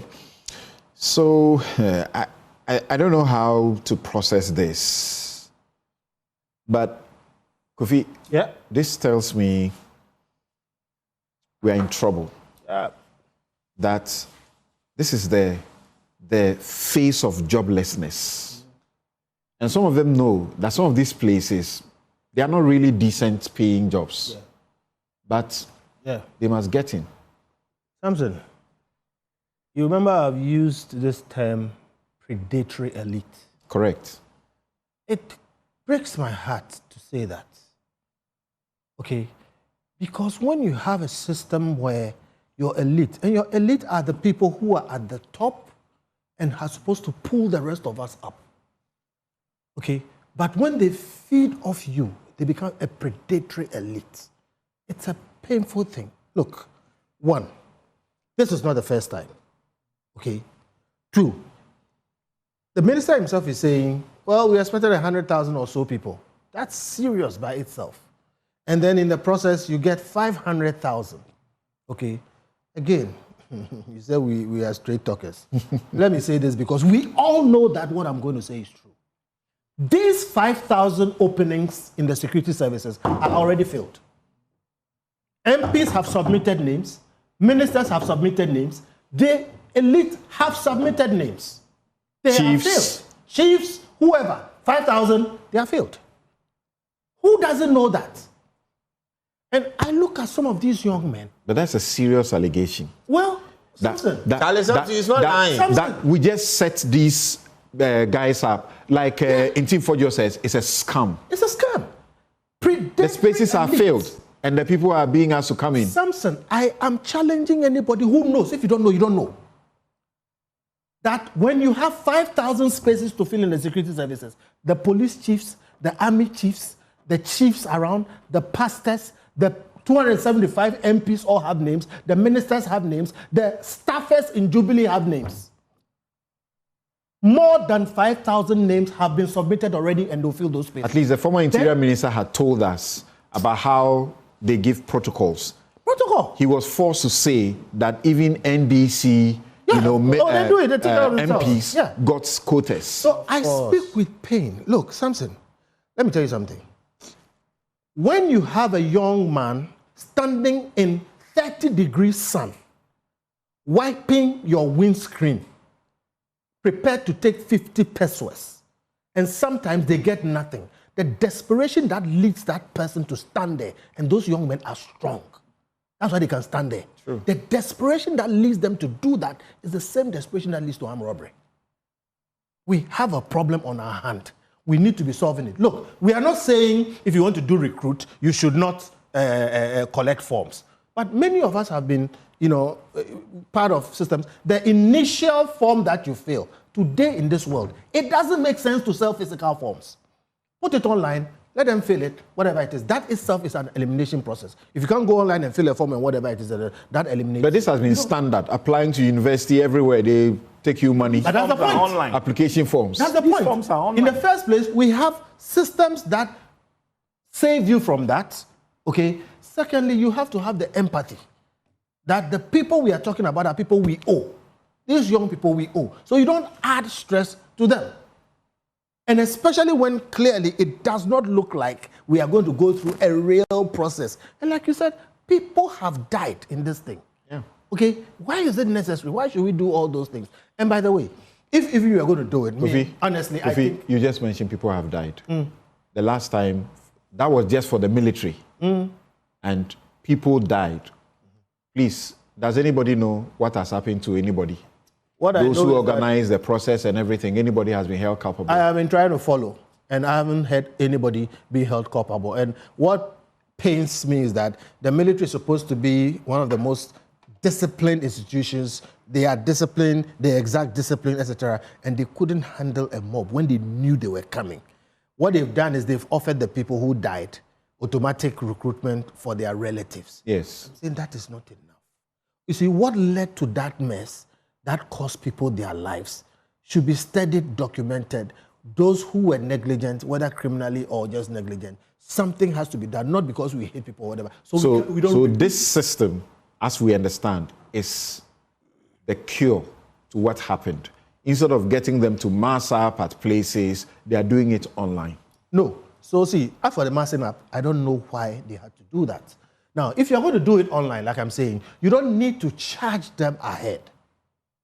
Because there are ways you can do it without charging them. Now, there's a screening process. Even corporate, recruitments today, they are done online. They are done by AI, 2-3 steps. You don't meet anybody. So you whittle down the number, and then you get to a certain point where you can manage them coming in and having actual interviews. I think that you can charge people application processing fees for those who get beyond a certain point. But I find it problematic, even if they can justify that. At the very first instance, you charge people this kind of money. And my problem is, they know. So clearly, this thing was intended to raise some money. And I think that is wrong. That is bad.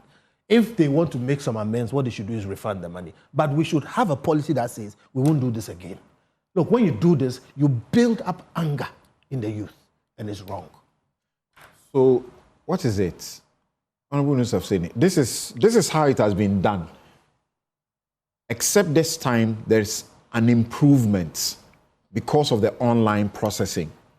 Paying application fees. In fact, the application fees was more than 220. It has actually been reduced to this amount. Yeah, it was 300. So what's... No, 3. Tell me, what's going on? What are we doing? So when I listen to Bentil, his submissions are dangerously repulsive. Dangerous. To say that the youth were deceived into filling forms when there are no vacancies. I don't think we should be saying that on national platforms like this. It's very, very dangerous. You mean it's not true? It's not true. Truth can be dangerous. No, it's not true. Did you hear the former Interior Minister? I heard the... What's his name? Is it Henry Cote? You heard him? I heard him. Was it true or it was false? Well, I don't know. He was there. I don't know. But you know. It's not as an when you say that there is no opportunity. The NDC at the time, the NDC was not absolute. At the time, but there's a significant. Let me remind us a bit. At the time, the NDC was accusing the NPP of doing favoritism, sort of putting their party people in the security services, and he was forced to come out to say that all the NDC MPs who are complaining have been handed quotas. They were all bringing people into it. What I'm saying. And he mentioned all of these things. Today he's saying that today he has spoken. He says he knows the situation that Muntaka finds himself in, and it's a difficult place. So if Bentil is saying that some of these places have already been filled. The 5,000 is gone. He says the 5,000 is gone. He says, what you know about what I'm talking about? Every people send list. When you are communicating to the youth, mind you, 500,000 people. That's what you are communicating to. The truth is what you are trying to dodge. You are trying to dodge the truth. Honorable, I have a question for you. The second thing is that, you see, there's a criteria for enlistment. Okay? And that's why they had to go and fill the form. And you have to go through. So even if you are given a quota, if you are given preferential treatment, that person you are bringing must necessarily pass through the system. Look, there are people who were in airports and MPs who were selling phones at Circle, and they ended up in national security. Well, this is not MPP. Yes, I am saying so. Yes, I'm saying so. So you know that it's a bipartisan problem. Then three, even what has been said by the ranking member on Interior is counterfactual. Because I know people who bought forms for all the various job openings in the security service. So you could get one person. You mean now? Now, yes. No, because now the system has actually been designed to stop that. Where people buy multiple, they buy for immigration, I know that they buy for this place. Bought like that. How are you going to do that? Because your Ghana card will stop you. Oh no. I think you may need to find out more. Yeah. Because engaging the people who are behind this, yeah. I find that part of this online system cures that problem. Where they will pay multiple, go here, go there. Oh, that's why he even said, you remember Tim Fojo? Yeah. He said, some bought 3, 4. You said it. So you are saying the system has been gamed? Okay. So, and I mean, I know people who have contacted me and said, look, I bought for immigration, I bought for fire service, I bought for police. So you might not be dealing with 500,000. You might be dealing with a lesser number. But then the applications that went collectively in the security service was 506,000. 3. So I've heard people argue that probably we're looking for 5,000. We should have sold 100,000 forms. Then you are 100,000 vouchers. Vouchers. Yeah. Then you are looking to restrict the opportunity offered to the youth to be able to try to see whether they can get in. Because if you say 100,000 vouchers should be sold, and people rise there and they are not able to buy, the problems could be more. The problems could be more. So it was to address the issue of fairness, giving everybody equal opportunity, and that goes to negate what Benton has said. And I'm really, really shocked because I had relatives who filled forms. I have not engaged any minister. I have not engaged any minister. What I've done is I've encouraged them because they told me the processes. And one or two have sent me their alerts, which shows that they passed through the aptitude test. Okay? And some have not. So let's come and look at this. What is happening is symptomatic of a larger problem. Today we know that 500,000 people, youth, wanted to get into the police service. And something is right. Under normal circumstances where there are job opportunities, growing up, getting into the security services was not kosher. It was not kosher. So if this number of people are going to go into the security service or applying to get into the security services, that should tell you that there's a problem. And that government should be working to expand the economy in such a way that we can create more jobs for people to get in. Because, yes, this is the first time. Montaka is right. Whatever be the case, next year they will recruit. So this is or even within this year they will recruit. Because this is last year's recruitment. Okay? And we are in 2026. So they will continue to recruit. And he's promised that there will be a database where they can call the people back. Some people who have gone through the processes, passed to the last end, but they can get the 5,000. Okay? That's what he's saying. Next year, you mean? This year. This recruitment is for last year. And so there's still that opportunity. But the longest to address this problem. There's still that opportunity for how many people? Oh, for people to get in. How many? I don't know the number. Another 5,000? I don't know the number. Meanwhile, this 5,000 was negotiated during the time of our engagement with the IMF. You don't know? You see, are you surprised? Don't even go there. No, are you surprised? No, don't go there. Are you surprised? So, when was the IMF program? When did it commence? 2022. The IMF program? Yes. It commenced in 2023. Yeah. 2023. It commenced before you did your manifesto. Oh. It did.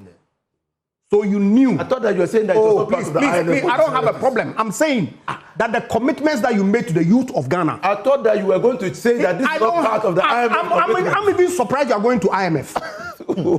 That's where my surprise really is. Because you see, thankfully, the manifestos, we read them after you win power. No, we don't read them after. We read them. We read them after we win. We said that we were going to decentralize recruitment. See, senior.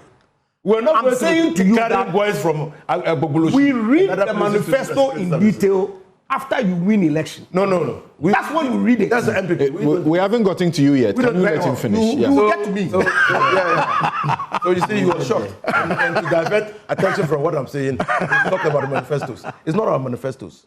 There's only a number that we can take. So we are faced with a choice. Knowing that the number that we can put on our payroll is this. Do we limit the number of vouchers and make only a limited number of people apply so that we screen, or do we open it up? That's the open it up, but let it be free at the beginning. So that I like that. So that's the suggestion. But are you not giving false hopes? The number you expect to take in the next decade, will it be up to 100,000? I'm not giving numbers. I'm just saying that those. No. Let's look at it realistically. You won't be taking 100,000 people. No. So why are we giving them hope that this first phase you haven't, so the next one, as if in the next one, you are going to pick 50,000. Those who have gotten in this time will not be eligible to fill the forms next time. So the number. So we'll take 5,000 out. Some may not even be qualified the next time. By age, some of them may not be qualified the next time. So some of them will even not be qualified the next time. But there will be new people. There will be new people. Because there are no jobs. So let's create the jobs. That's why we are thinking of doing the 24-hour economy. It's been a year past, though. And the 24-hour economy secretariat doesn't work for 24 hours. Yeah, it's been a year past. But that doesn't mean that the idea, concept, the initiative. Your supporters, your foot soldiers are very, very, very unhappy. Yes. And we have heard even NDC MPs showing how they are unhappy because they say there's pressure on them to get your people spaces in the security services. I perfectly understand them. To be honest with you, I'm not an MP. I'm not in government. But I also have pressure. I perfectly understand them. And I sympathize.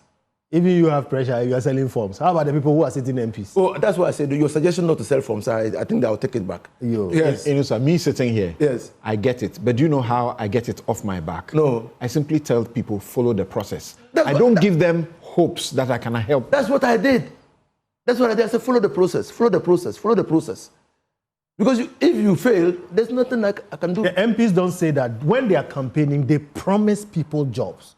So when you get into office, you can't say for... I'm talking about my... In fact, some of them boast. In office. Kofi, some of them boast that I've been able to bring this number of people into immigration, into this place, into that place. Yes, I know 1 or 2 MPs who have boosted. So why were you saying what I said was repulsive? Which one? We need to confront truth. That there's enough protocol between MPs, parliamentarians, ministers. So you mental. When an MP says that, you think that is verifiable true? We sitting on this table, all of us know it is true. So no. I mean, I know something. I am challenging you to say it is not true. It's just mere puff. I am challenging you to say it is not true. Sometimes I know it's mere puff. Don't dodge. I am challenging you to say I just know that it's mere puff. He's not saying it. So I just think that they were confronted. It's between the devil and the deep blue sea. Okay? Or the devil and the hard place. The youth are excluded. That's why Kufuor did this youth program. Because we have always identified the youth as being a security threat to this country.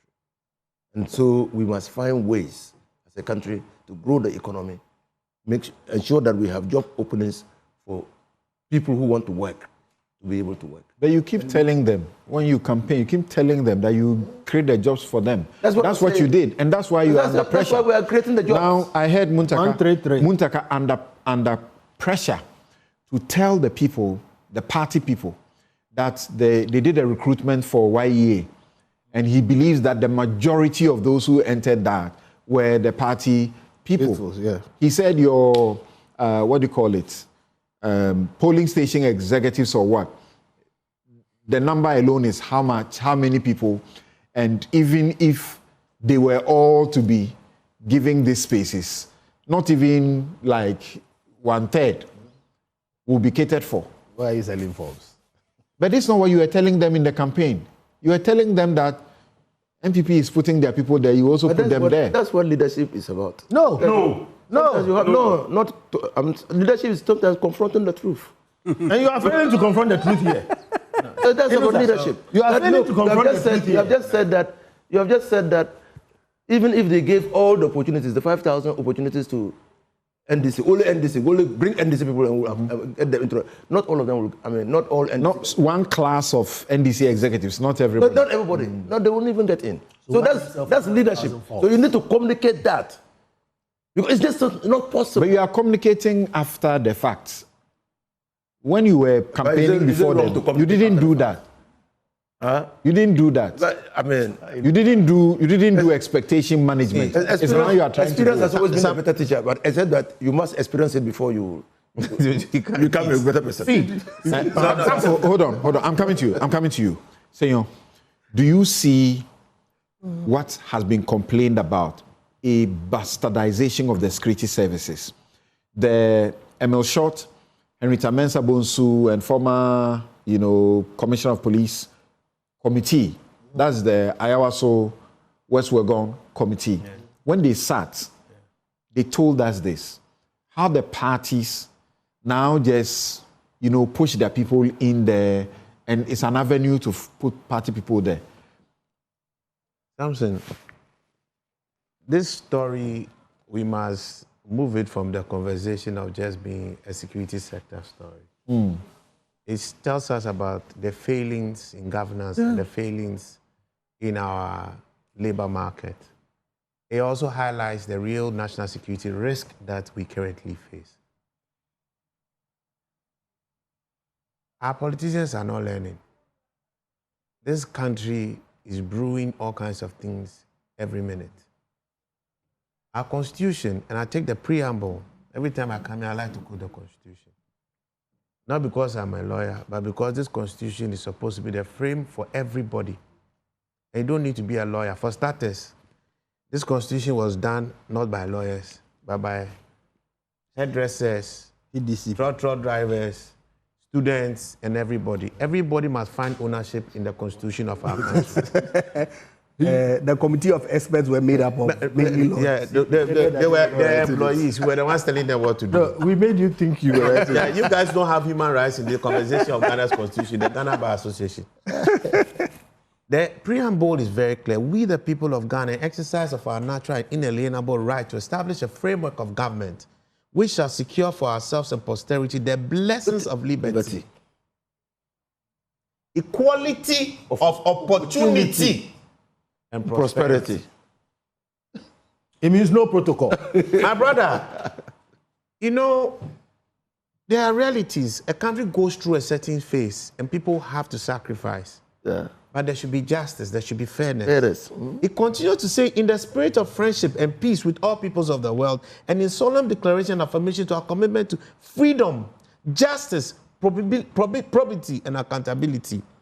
My question is, where is the quality of this opportunity? Where is the justice when we are actually looking at conversations around protocol? Where is the realization of the liberties and prosperity, which is the reasons for which we created this form of governance, which we call here democracy under this 1992 Constitution? When we have 34.4% of our youth unemployed. And get it right. Unemployment here is not the level of security where you even have all your staff here going every month. It means possibly earning an income in the past week or so, or the reference week, earning an income in a day or like an hour within the period. For our employed people in our country, over 2/3 of these people are vulnerably employed, no social protections around any form of employment. So it is almost no employment in real terms. So when you look inside and you delve deep into this data, the youth that we have, those who are properly so-called employed, are just about 21%. That is why you look for a 5,000 space and you have 500,000 people go in. Yeah. And you have 500,000 people going because there were more people who could not afford the 200 Ghana cedis. Our whole labor force, all right now it stands at around 15 million. Dad, what do you... And if we say 2/3 are vulnerably employed, what does it mean? And we look at this and we look at the youth population and the contribution in there. My brother, we are sitting on a time bomb. If I'm a president, I won't be able to sleep. And there's a need for us to, at a minimum, in the middle of all this, start giving and delivering the minimum, which will be justice, equality of opportunity. Yeah. So one, I really commend the concept of using technology as a process. It's great. But we must be a country that's also sensitive to the realities of our time. The youth today, we failed. Samson, it's our time. We are the last batch of people who survived. We who barely survived as graduates when we were leaving school. Our seniors way back, when they leave school, you see they go into a certain management training program and all that. When we were leaving there, our people are now going to call centers, and that's when the economy had opened up. Kufuor's investments and the policies around services, financial markets, telecoms, and all that. Those things open new channels within our economy.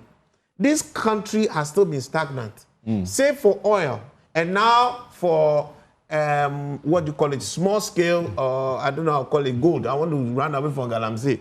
You know, small scale mining. Mining, which created a different opening. We have barely restructured the economy. So I commend the finance minister trying to hold the line. But nothing innovative has yet been done to unlock our economy. Jacqueline, What new windows we have? Look, and you know, having said this, something. There's a journalist here. Her name is Jacqueline Ansumaya. She says that nobody is trying to fix the problems we have in this country. Everyone is trying to make enough money, so the problems no longer apply to them. Yeah, absolutely the case. All right, but that is the natural course of nature when people now have to survive. So if you're a businessman, what are you looking at? You're looking at your survival. You want your employees to survive. You want to thrive. There's no crime. But it's about the policymakers who will give the responsibility to deliver the promises of our constitution. And that's where the problem is. I am very happy our statistical service, and kudos to His Excellency the President and the Finance Minister for appointing Dr. Alassane. He's brought great innovation and sharing proper data. And that's why they say, well, data for Ghana's development. We are getting visibility on the reality of our problem. They released a recent,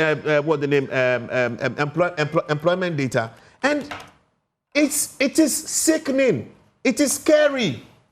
And this is what the president must start using as a benchmark. Empower that unit so we see whether we are making progress or not. The 24-hour economy, when you even look in the data, you realize that there's almost only 1.7% people are working in a 9 shift. All right, so there's nothing material that has happened. Unfortunately, we don't have a benchmark before. It's work in progress. It's work in progress. You see, the key thing here, that the conversation we should have, and we should have a proper economic conversation. How do we build or grow this company, make it competitive? The politics must cut out. We have had aluminium as a window for unlocking our country. We have played politics with it from, what's the name, Ibrahim's company that we did something with it. We have played everybody, Exxon, Cubic to Geardeck, and then they also came with their own, which has also now hit the... Please, the politicians are always looking at who they can control to drive the unlocking of critical sectors that can create real opportunities for our people. Can you guys get out of that bus and realize that there are lives at stake? It's not about you being in control of who runs these places so that you can actually make money for yourself, but rather be thinking about the lives of the people that you swore to protect. These 495,000 people who will not get the chance, where are they going to go? What lives are they going to live? I worry. I am really worried. But and there may be something else. Us having the right there may be something else. There may be something One else. last thing. Yeah, it was most insensitive on the state of the part of the government, knowing all this, with all this data being there, to even dare to ask any of these people a dime for any government job.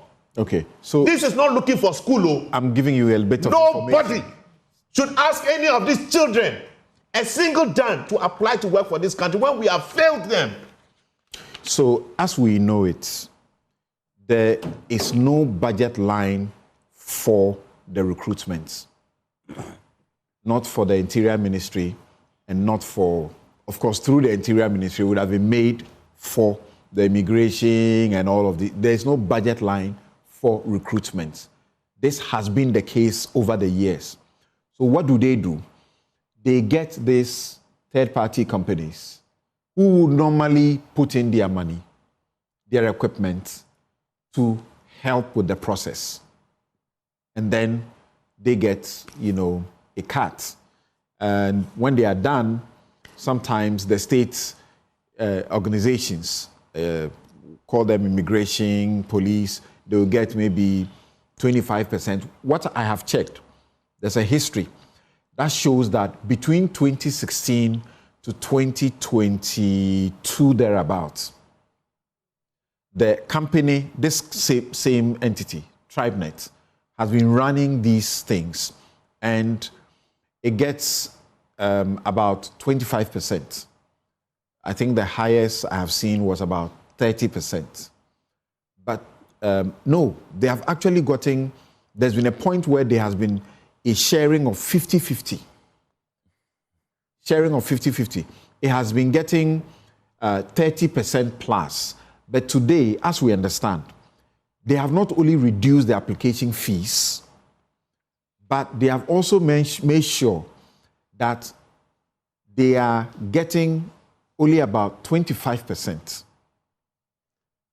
So previously, you will see the trajectory that this company was getting up to even 50%. Samson, but now they are telling you that they have done well. So appreciate what they have done. Samson, I'm not appreciating. First, they have done well in the sense that this is what they are telling you. They've done well in the sense that they have reduced the cost of application from 300 to 220 cedis. They've also ensured that the state organizations, security organizations, which were getting far less, now are getting a lot more because the entity is getting 25% instead of where it was getting up to 40%. What do you say to that? Samson, I run technology companies. I'm running technology projects, all right? Government should be honest and be real to this. And I commend TribeNet for the innovation they have brought in. But that is not what it will cost you. When you realize that the demand for your thing has gone because of these social pressures, all right, you make an adjustment to the model. How much did you calculate that the people were going to collect? 250 million? Yes. All right? How much will it cost for that solution? All you need to keep scaling is actually just resources. It's not much. Government needs to have a recruitment system. That central recruitment system could be run by the Public Services Commission. All right? And it should own it. Now this is what we are talking. Wait. It's information for you. Yes, I'm also. What we understand now, as the minister also disclosed in Parliament, now the third-party company is not only making only 25%, but the software, all the computers they bought, all the printers that they buy for the process, the state is getting them. Again, I'm just telling you that we have. You see, I'm an investor. It's a predatory I own a technology company, so I'm not speaking dumb, all right, or speaking social commentary. I understand that, and I commend them. Look, if Ghanaians are doing that, they've created this, but government should be able to scale up and say, look, we are creating a social problem. You can't be charging these people this money anymore. I'm not saying TribeNet shouldn't provide support services. This structure, this infrastructure must be owned by the state. It should be owned by the city. It don't cost us that much to own. The resources to maintain can always be managed by TribeNet. In the beginning, maybe you didn't see the model. But now you are realizing there's a lot of pressure. The truth is that whatever it is, we can't be charging these children for a thing. Poor people, these are poor people. They struggle to take their children to university, thinking that when they go to university, they will come back with employment. And then they go. A poor farmer will take the child there and come back. The child will come back to the farm. And he still will be feeding the child. Then why did you go? You see, and I honestly don't see a deliberate policy on the part of our governments. The current one and the past one, we sack them for it. So the current one must face the bullet. What are you doing to unlock this? Not just say you are giving people skills. Where's the opportunity? Okay. It 24 hours doesn't mean a thing. Let me get other people when to you don't come on unlock the supply chain in an economy, it means nothing. You don't need to tell anybody to do 24 hours. If I'm running my factory and I'm seeing demand and government is facilitating, opening opportunities for me locally and globally, and I'm seeing demand, are you the one going to tell me to run 24 hours? Okay, thank you. Thank you. Let's hear then I'll come to you last. I'll come to you last. Yes. Well, first of all, patriotic. Let's think about it. If I'm applying and a simple tweak of the software tells me, first of all, how many positions are available, so that as I go to apply for immigration or customs or whatever, I can tell that there are 5,000 positions. And there's a counter that tells me how many people have applied. All of a sudden, it becomes a lot fairer because I would know how many people have applied. And this information shouldn't be something that comes from the minister. Every applicant should be able to go there and say, hey, there were only 1,000 positions and 180,000 people have applied. That's number one. Number two, can we... But desperation doesn't respect that. No, that's fine. That's one. At least everybody one step, is trying their luck. One step, everybody is trying. But the another step is that can we stop pretending that the government can create enough employment? Any economy that has the government as the last resort is a failed economy. What they say. Any economy that has the government as the last resort is a failed economy. That's what they say. They should run 24 hours. That's what the government told the youth. Ijo Jackson speaking now. We are pretending that the government can create employment. That's what the government said. It's not a question of pretense. I am saying that's their promise. I am saying that we are pretending. You see why it would be good for you to have the last final bite. So for so long as we keep up this pretense, this is what will happen. Those who will create employment are not going to. It's not going to be there. The government will pretend to create. It will pretend to pay, and there's no lasting jobs. They are not lasting. They will go through a sanitation program, a health program, and it will end. NABCO. It will end. Call it YEA, call it NABCO, give it any name you like. Nothing will change. And we just keep recycling these ideas that started in the President Kufuor regime. Yeah. We just keep cycling. The only way we are going to create jobs is if we start thinking about how to make this country an easier place for someone to create jobs. Until we do that, right? Until we create a situation where in this studio you can employ more researchers, more cameramen and whatever, until the private man who's stepped up can employ 7 more people, 2 more people here, 100 more people for a factory, the situation won't change. And we don't address it. You know, we are all hiding. Mr. Bento, I'm someone who agrees with you. Amen. That a lot of those positions are going to be filled already because you ask anybody in this country, if you don't have a connection, if you don't have a godfather, how are you going to end up passing through the system? Everybody knows it. Everybody accepts it. So let's stop hiding. So let's stop it because at this juncture we cannot even give the people fair jobs. So the little that's there, let the people know that they get it fairly. The Constitution demands of us to ensure equal opportunity. Thank you. Where is our equal opportunity? Where is the justice for Thank you, Senor. Thank you. This protocol nonsense must stop. Thank you. So Joe Jackson, the NDC says that in their manifesto under security and public safety, they promise a merit-based, transparent, and decentralized recruitment and promotions for all security agencies. And remember, there's also the review committee work that I referenced, which also said, quote, the ministry must ensure that each agency under its supervision establishes a recruitment enlistment board. The composition of such a board must include the head of human resources or its representative. This is envisaged to strengthen the ministry's oversight responsibilities. All agencies under the ministry must ensure that their recruitment / enlistment procedures are well documented and strictly adhered to. Again, as it were, merit-based. They say this is what they are doing. It didn't used to be this way. Okay, that's fine. Let's be transparent. Let's publish the list of whoever got recruited. Let's publish the full set of results. What did you get in the aptitude test? You see, one way of solving transparency. This is transparency. If I said, let's know. And if it's protocol, they should publish the protocol people and let us know who got protocol. They should tell us. Allow us to know who was recruited. Yes. What the scores were, how they fared.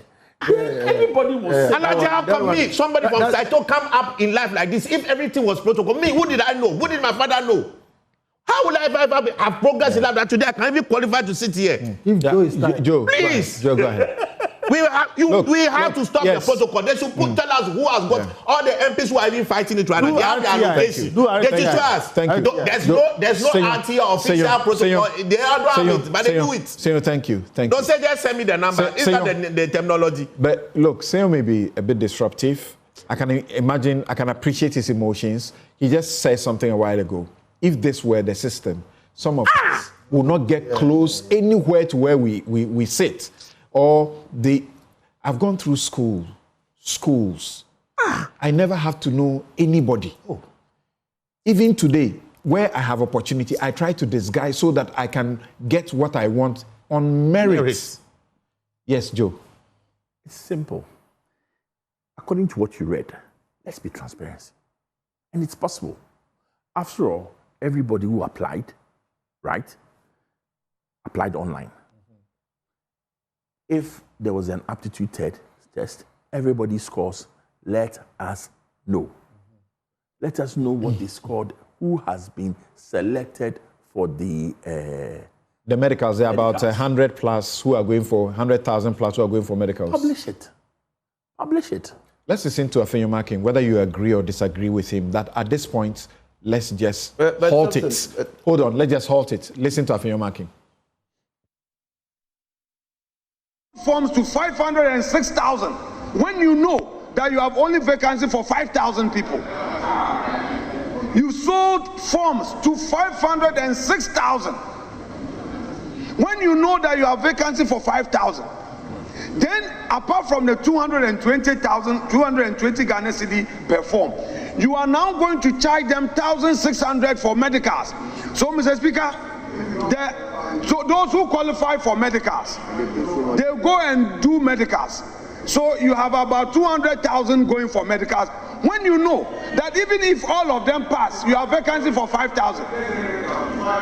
Mr. Speaker, if 200,000, what is that? If 100,000 have even qualified for medicals, you know you have only 5,000.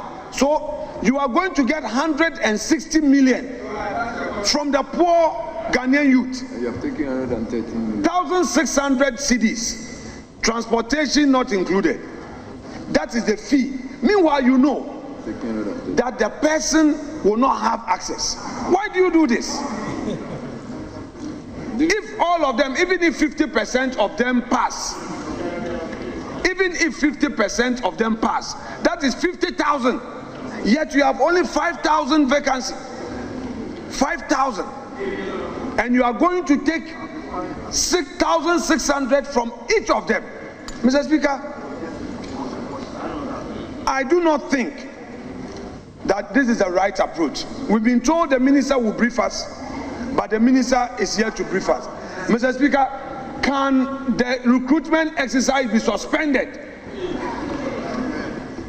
so that these things are properly ironed out? Because the system that has been introduced, Mr. Speaker, for want of a better word, is duping the youth.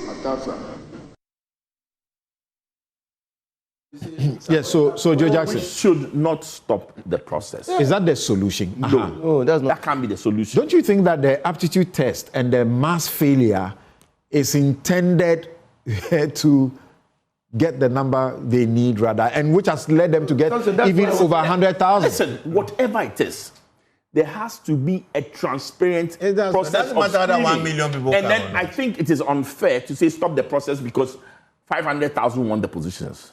They are going for medicals. They are going to pay 1,200 or 600. The problem is with the fees. Over 100,000 people. But how do you select? And you just need only 5,000. When we were young, you know how they selected? selected? Give all of us. People in the cadets. If you are sitting on the other side of the fence, why not? You'll be asking, why if I've passed the benchmark for medicals? No, for the aptitude test. Yes. Why should I be stopped from going to do medicals? Over 100,000? Yes. How many will be disqualified in the medicals? It is what it is. I would feel sore if I qualified, let's say the pass mark was 70 marks over 100. And I qualified, I got 71. And it just so happens that over 100,000 people got above 71. I will feel very sore if you didn't allow me to go for the medicals. Let's be clear. We have to face the situation.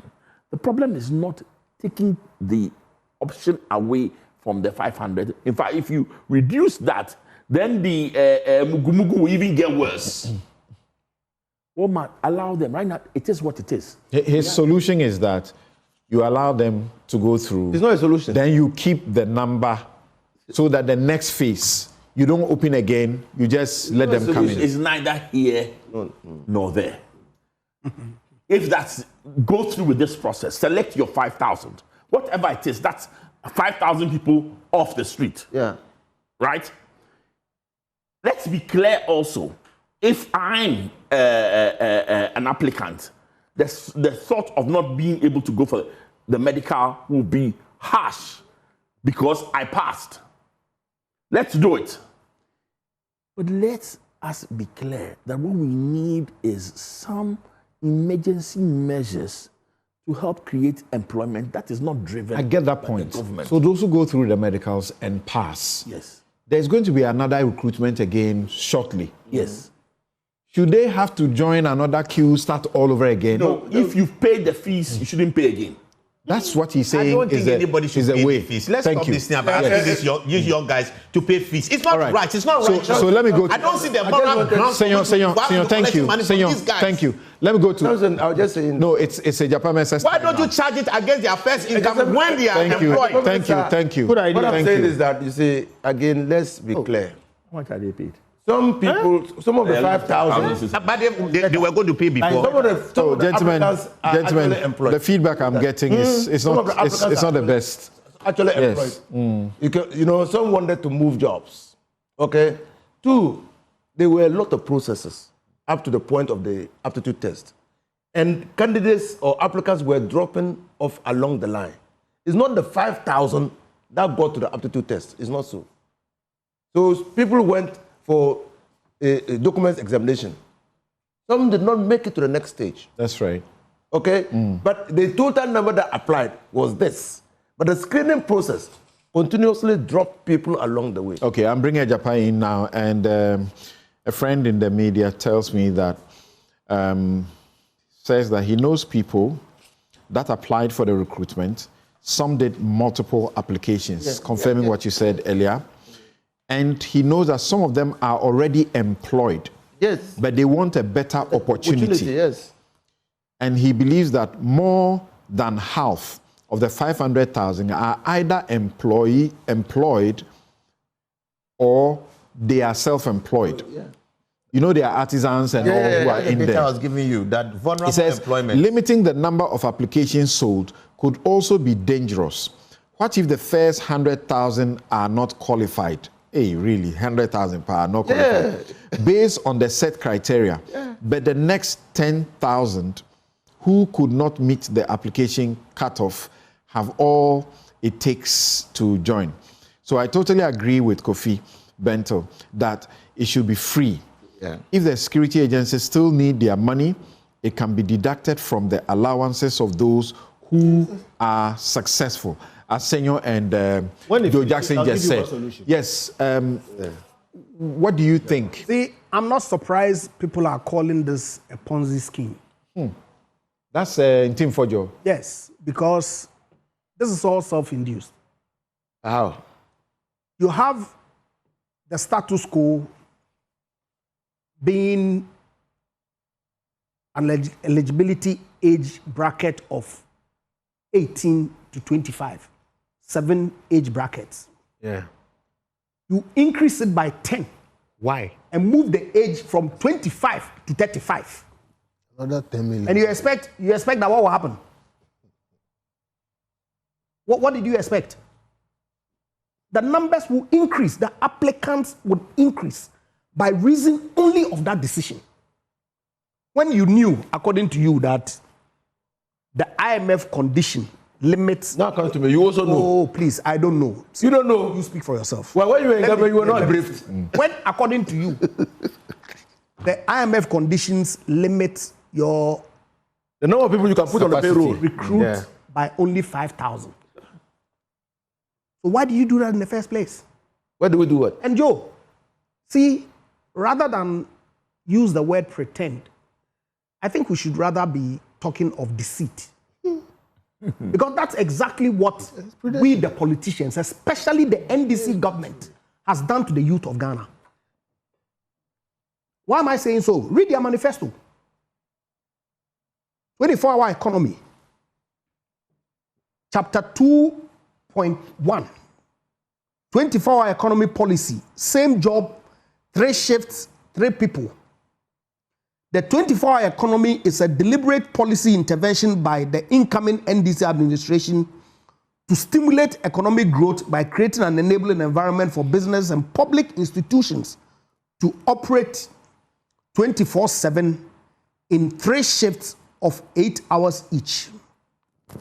This innovative policy represents an integrated framework designed to support businesses to operate round the clock.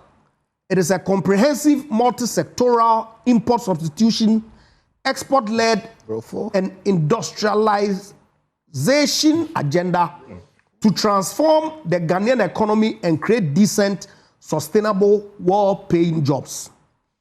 It promises increased employment opportunities, productivity, and an enhanced access to public services and revenue. The implementation of the 24-hour economy policy will be supported by strategic investments in infrastructure, security, energy, among others. Security. Key sectors of the 24-hour economy policy, that's 2.1.1.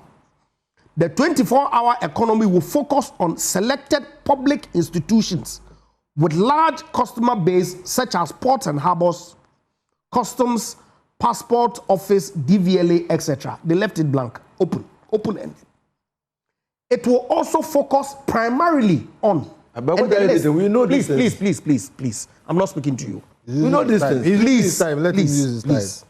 He's using his time. And the list: agro-processing, manufacturing, pharmaceuticals, construction, financial services, extractive industries, sanitation and waste management, hospitality industry, retail centers, transportation services, health services, and security services.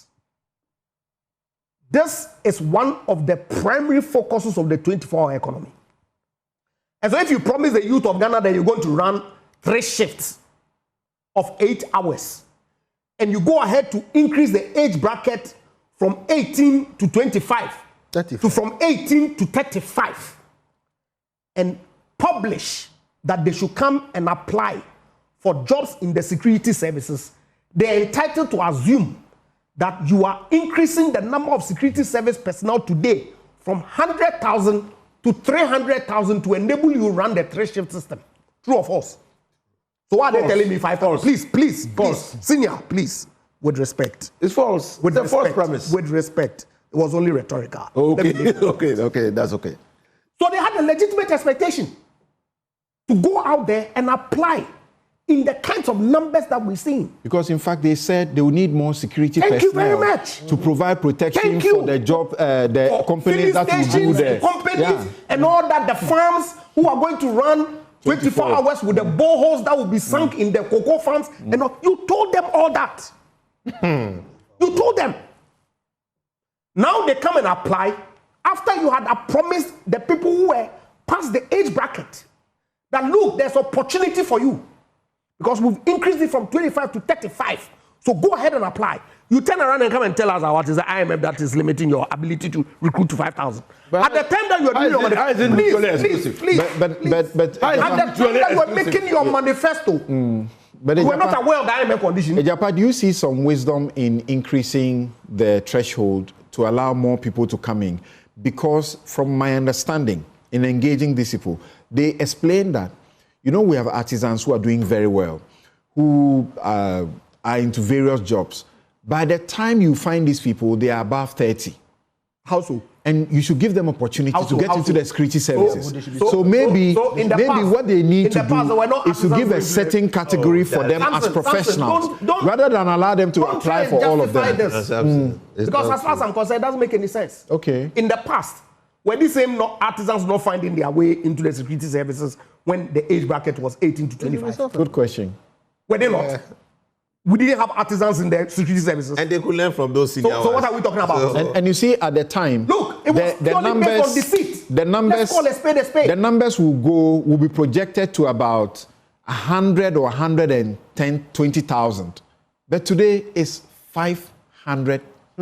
Samson, it is because it's so this is age. Ejapa is right. That is self-inflicted, right? Self-inflicted. It's not right. How is it right? Purely based on deceit. What is the hold on. It's still Ejapa who is speaking. Ejapa, where's the age? Are you done? Where's the age? Otherwise, you have some time. Yes. So they should find a way to appease the youth by speaking truth to the youth of Ghana that, like Joe said, it is not the public service, it's not a government that necessarily would create the jobs, the private sector, and that what we told you, right, we cannot deliver. But you can't. But the refund, the refund of fees. Wait, what? You're going to increase the security service to 500,000. A number of issues being thrown at you. Already Can I ask a question? Don't let him ask you the question. Let me ask you the question. A number of issues being thrown at you that you were taking in your regime. You were taking 300 Ghana cedis for the application. They have reduced it to 220.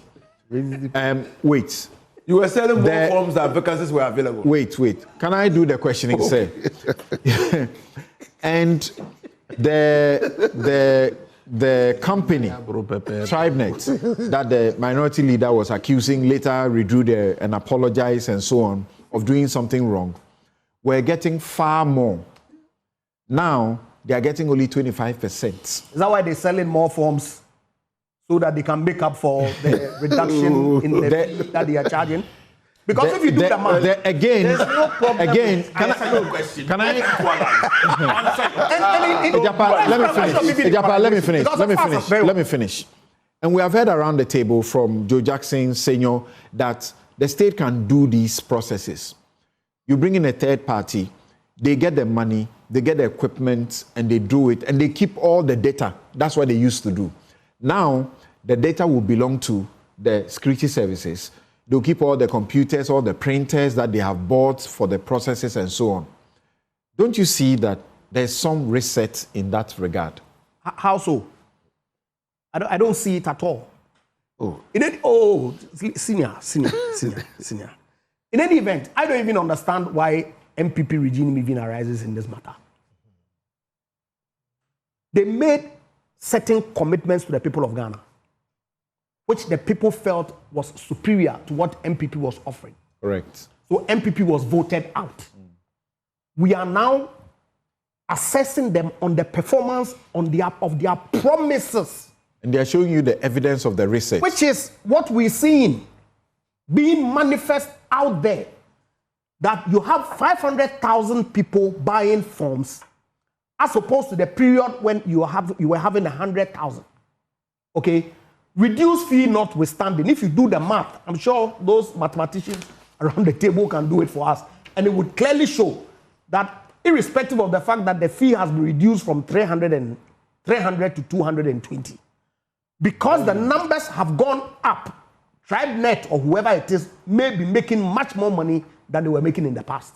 The stampede is over. Which stampede? They have stopped all the sitting in the sun. But the sitting in the sun would still happen because of the body selection. No, they've gone through those processes. The reason you didn't hear about them is that it's been seamless. That's what they are telling you. Until last year, right? There were no stampedes. Yeah. Recruitments happened every year. Yeah.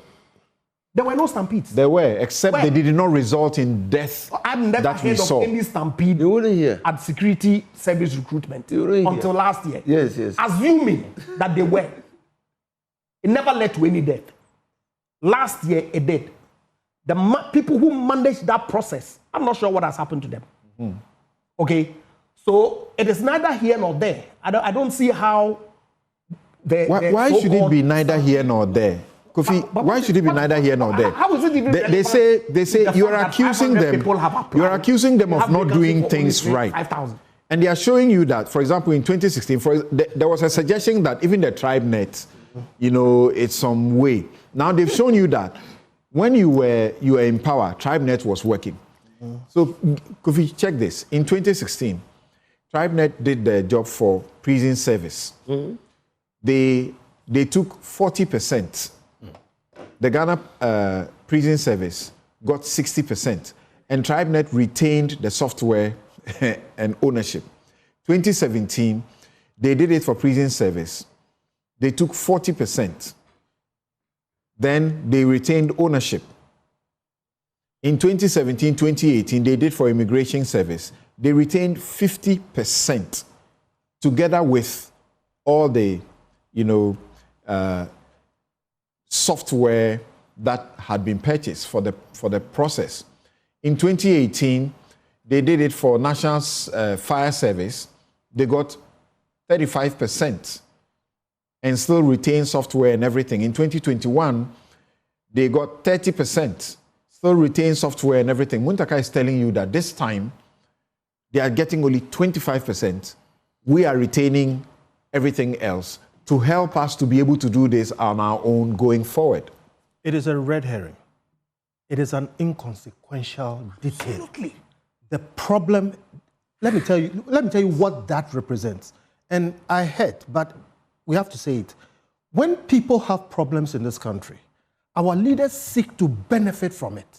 You saw it in Jida. We ended up in all kinds of scandals where, because of the intensity of the problem, the politicians and business people create something that ultimately only benefits them. I am not knocking TribeNet or whoever it is, but it is unacceptable mismanagement. It is unconscionable. It does not, I won't use that word, but when you have a system, a government system, that does not have a budget for recruitment. All right? What do you mean? They are creating something so they can loot. What do you mean by managing? Where have I seen a budget for recruitment? Please, where? In public service? It is unacceptable. Where? Tell it me. does not make sense. Not only Ghana, where? Where have you ever seen a budget for recruitment? But it's part of the operational expenses. When you have a security... It's supposed to be. It's part of the operational. It is part of... The operation. What operational? If you have to, you are in process of hiring. The recruitments are expensive. It's an administrative. You know you recruit every year, and yet there's no budget for recruitment. You recruit every year. It is not going to be sprung on you as a surprise. You know it is coming, and you don't plan at all for it. It is unacceptable mismanagement, and it's actually... It's not that they don't plan, Kofi. They think that because there are third parties who will do this and there will be money from it. I'm saying that as an institution, as an army institution, you don't make any plan or budget for it because you are creating that avenue for somebody to make money. And listen, when we were younger, all right, and I recommend what I'm going to say as a solution to this, we had cadets in secondary schools. That shows you people who have an interest in joining the army. That's right. They start early. Right. We had sportsmen in school. People who have done the things that you are going to send people to medicals. It used to be relevant, eh? It used to be, it is very relevant. Guys used to get into the services. And I remember some of the security people who come and work with the cadets. Look, this thing is a predatory elite creating a system to loot from the problem. Okay. So I'm saying, no. Let's go back to all these second cycle institutions. And if you want security services people, recruit from the cadets. What's the consensus around the table? Is it Joe Jackson's proposal and that of Senor that don't suspend it, proceed with it, and finish with it? Yes, you can hear. Refund the money to the people. Sorry. And get the employment. Sorry. And Afenyo Makin tells me that he only apologized to Muntaka because he claimed that he had inferred corruption against him. That's the limit of the apology that he gave. He didn't apologize for everything. So his criticisms are valid. In future, we must have a policy. No, this one. What do you do with it? I'm talking about it. This one. There are over 100,000 who are going for medicals. They will pay in excess of 1,000 Ghana cedis. That medical thing should stop. All right? Should stop. It's also the medical is... Let him make his point. You have made your point. Let him. You don't need 100,000 people to go and do medicals for jobs that really don't exist. So I'm saying, stop this medical thing. Look, there are processes, ways by which you can screen and get your 5,000. Let the 5,000 go for the medicals. All right? They should do another aptitude test. No. Because they use the aptitude test to clear off some of them. Whatever they are doing, I'm saying people should not pay any more money as part of this process. Use Senyor's thing. Yeah. If whatever it is. When they get employed, they can pay first salary. I'm saying we need a policy that says this is the end of this kind of thing. It's predatory. Okay, we can go back to the one that respectfully makes more sense. Recruit from the cadets and the sports people. But you don't need to sell all those. What? Whether you cadet, you still have to go through an objective process. But of course, but then you have a narrow thing. Thank you. To deal with Ejapa, should it be suspended? Should we go on in news of saying yes? I think it should proceed. Because people need jobs. Okay. The 100,000 plus should go and pay 1,600 according to Afenyo Makin. The fee payment, as has been suggested, should be explored. Okay, that if you're going to get all of them to go and do the medical, let them go and do it, and then those that are recruited get to pay when they start. Those that are not recruited is the state's loss.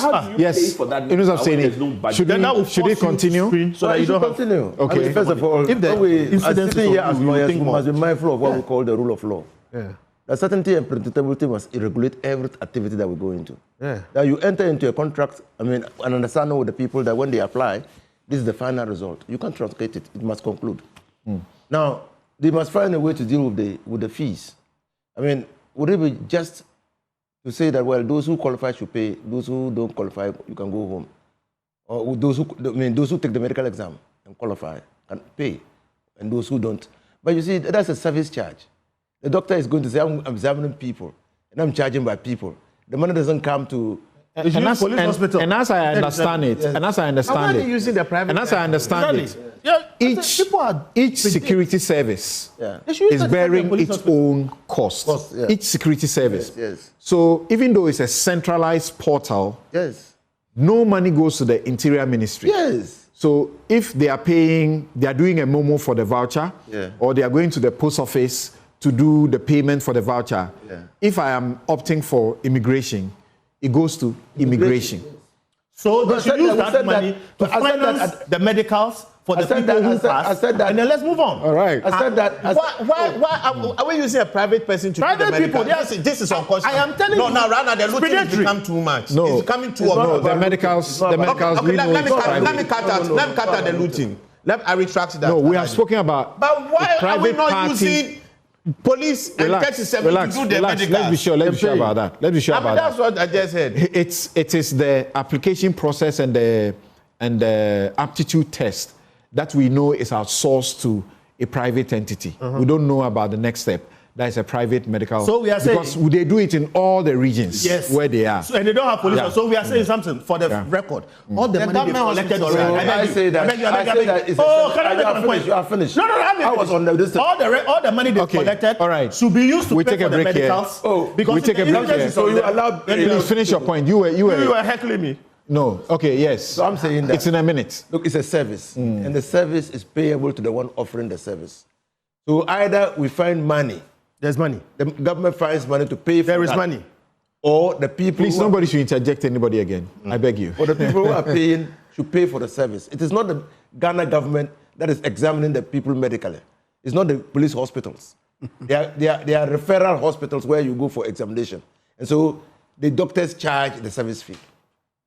And so if we think that those who have passed should not bear the cost, then we must find a way. Yes, thank you. Yes. He says already you have made 110 million Ghana cedis. Keep that money, use some of it to take care of the medicals. We have to manage the cost. Well, there's a call for a refund of the money. We must refund the money. The money must be refunded. So if you are refunding it and Kofi, you agree, then... No principles. So I'm saying we have to have a policy on how we do this. Which one are they doing? So do you know that? Hold on, because you have made your substantive point. Wait, because you know that similar situations happened, and Shraj was petitioned. There were complaints to Shraj for the refund, and Shraj ordered the refund. So if they refund, we are fine. They shouldn't charge for the medical. They should still pay for it. Similar things happened in 2018 or 2019 or 2020. Something. The discussion, I think that because when Japan was speaking, he forgot that in 2022, they sold more forms than the African. It's your promises to the youth of Ghana that is relevant. And then they were not transparent. What happened during As for the politicians, sometimes you don't know if they listen to themselves. No, you can't always play them back. It's only Inusa who is relatively more consistent. So, on that side. But they have genuine concerns. When they raise them, we should listen to them. Thank you. Yeah. This is it. I don't think it's conscionable collecting money from these people. These people are struggling. We shouldn't do it. Refund the money. Agree. Now, the security, the medical process, I can't understand in any part of my life and policy thinking. While in the middle of all this difficulty, we are not using the state medical institutions to be able to provide that. You don't know that for a fact. I don't know. But if it is, use them and manage your cost. Yes. All right, use them and manage your cost. Yes. The next thing. But the PPEs they will use, they will buy them. That's what they are talking about. If the incident is on them, they'll be more careful. Okay. Then the last one here, this 100,000, you did maybe 65 as the mark. We all went to the university. When the pressure gets higher, they increase the market scheme. Our registrar, Eti Kunu, I remember when I was then acting SRC president. Eti Kunu said, Senor, when we were entering the school, we just needed 2 E's to enter the university. At that time, you were even struggling with 3 C's to enter the university. So if this is it, scale it and maybe reduce the 100,000 and to some 30,000 or some 20,000 and minimize your cost. That is within that period, because if the cost is on them, they'll be more responsible. Thank you. Now we want to find out why President John Mahama finds nothing wrong flying on his brother's jets, and at the same time is asking CEOs of state enterprises and their boards, banning them from, is it really a ban? It's qualified, from traveling for retreats, for studies, for exchanges and all of that. There's a lot of it in the public service, right? Sometimes you see people applying for spaces in the public service and you find out their main incentive is that if I am in this place, I'll get to travel to go here and there and do XYZ, and get per diems. Why does the president not see anything wrong with flying in his brother's jet and is at the same time issuing this directive to these other people? In any case, there is a code of ethics for ministers and appointees. They are not supposed to accept gifts, not more than 20,000, is it, or how much? So people are asking the question, is that not gift you are accepting when you say all you are doing is fueling it, but not that you are paying for it? Now, some of you have sent in some messages. I'll read them quickly before I take this break. This one says that, Collins Little Tete, your message is long, but I'll try. You promise transparency, but keeping 111 million Ghana cedis from desperate youth isn't transparent. It's taking advantage. If we can't have the jobs, we need the money back to survive. So over 500,000 people, over 500,000 of us paid 220 for a fair chance, but only 5,000 can win. That math isn't mathing. Okay, so I'll end it here. Collins Little Tete. Kwesi says, Senor Jose has expressed deep concern about the alarming rate of graduate unemployment in Ghana. His remarks reflect the passion of a true patriot. Echo says, honestly, I doubt the credibility of the aptitude test. If the test wasn't conducted in a testing center under invigilation, people could have easily cheated. Many questions were not relevant to the job on offer. It's aptitude test. It's not about the job, what you are getting on that job. And the pass mark, 65%, was set way too low. Yeah. Okay. Collins Tete says, society tolerates elite corruption as business as usual, but moralizes petty theft as immoral decay. This Ghana is something else. Thanks for your messages. Darwin says that they didn't handle the security recruitment well. They didn't share clear results and just said disqualified, which confused and upset many candidates. They should have been open about scores, communicated clearly, and allowed appeals, okay? The young magician says, payables do not mean payment. Payables can be accruals and forecast without actuals happening. These payables will have to be backed by supporting an actual document before payments are effected. The question is simple. Have we made any of such payments to anyone?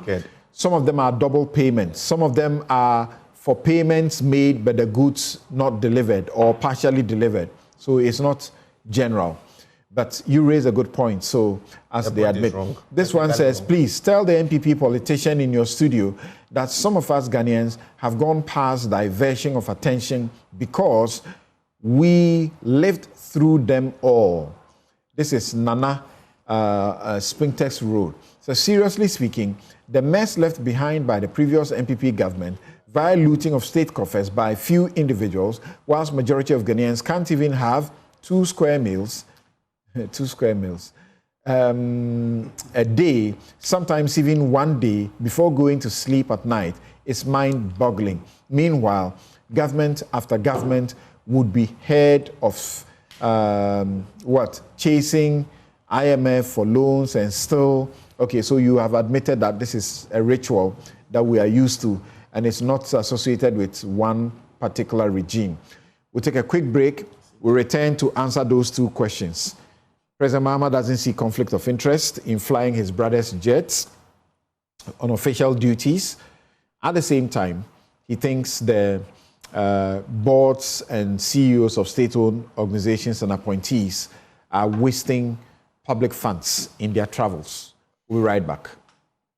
Say, security services, you can say you buy mu you have any panobi ako.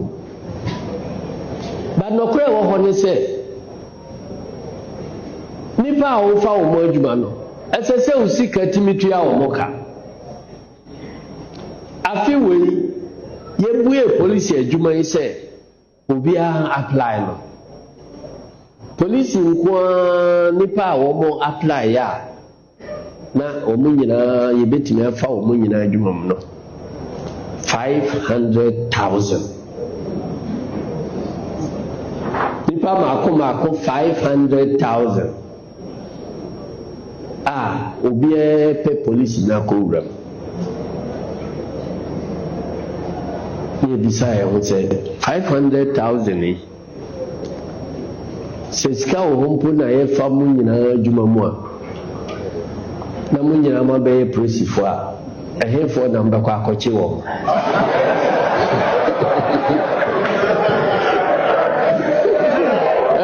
For number kwakochiwo. Nipa dunya obi akodi proti. Enti why now question? You're welcome back. This is Newsfile. It's your most authoritative news analysis platform. And here on Newsfile, we put Ghana first. And my guest, you've been listening to Joe Jackson, Chief Executive Officer, Dalex Finance Ghana. Minister Fuseni is former MP Tamale Central and former Minister of Lands and Natural Resources. Senyor Osi is convener, One Ghana Movement, and trustee of the Ghana Coalition Against Galamsey. Some of you are not happy that he interjects.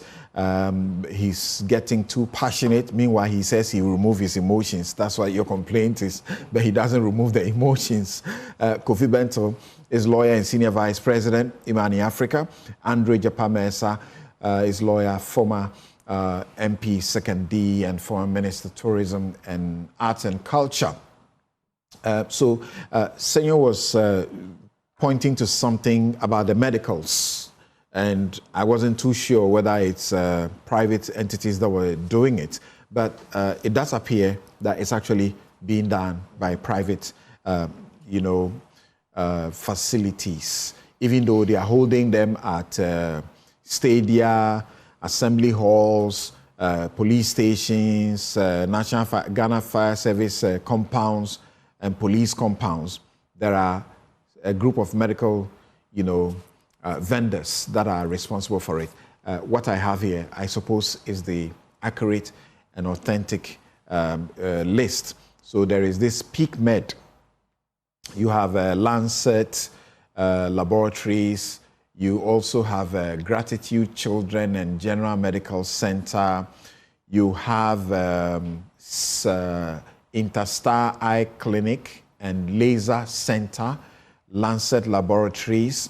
You have amongst them also St. John's Hospital doing a number of it. You have Medical Advocate Healthcare doing some of that. You have Medlab, Leading Ghana Limited, Medlab, also doing some of it. So, Senor,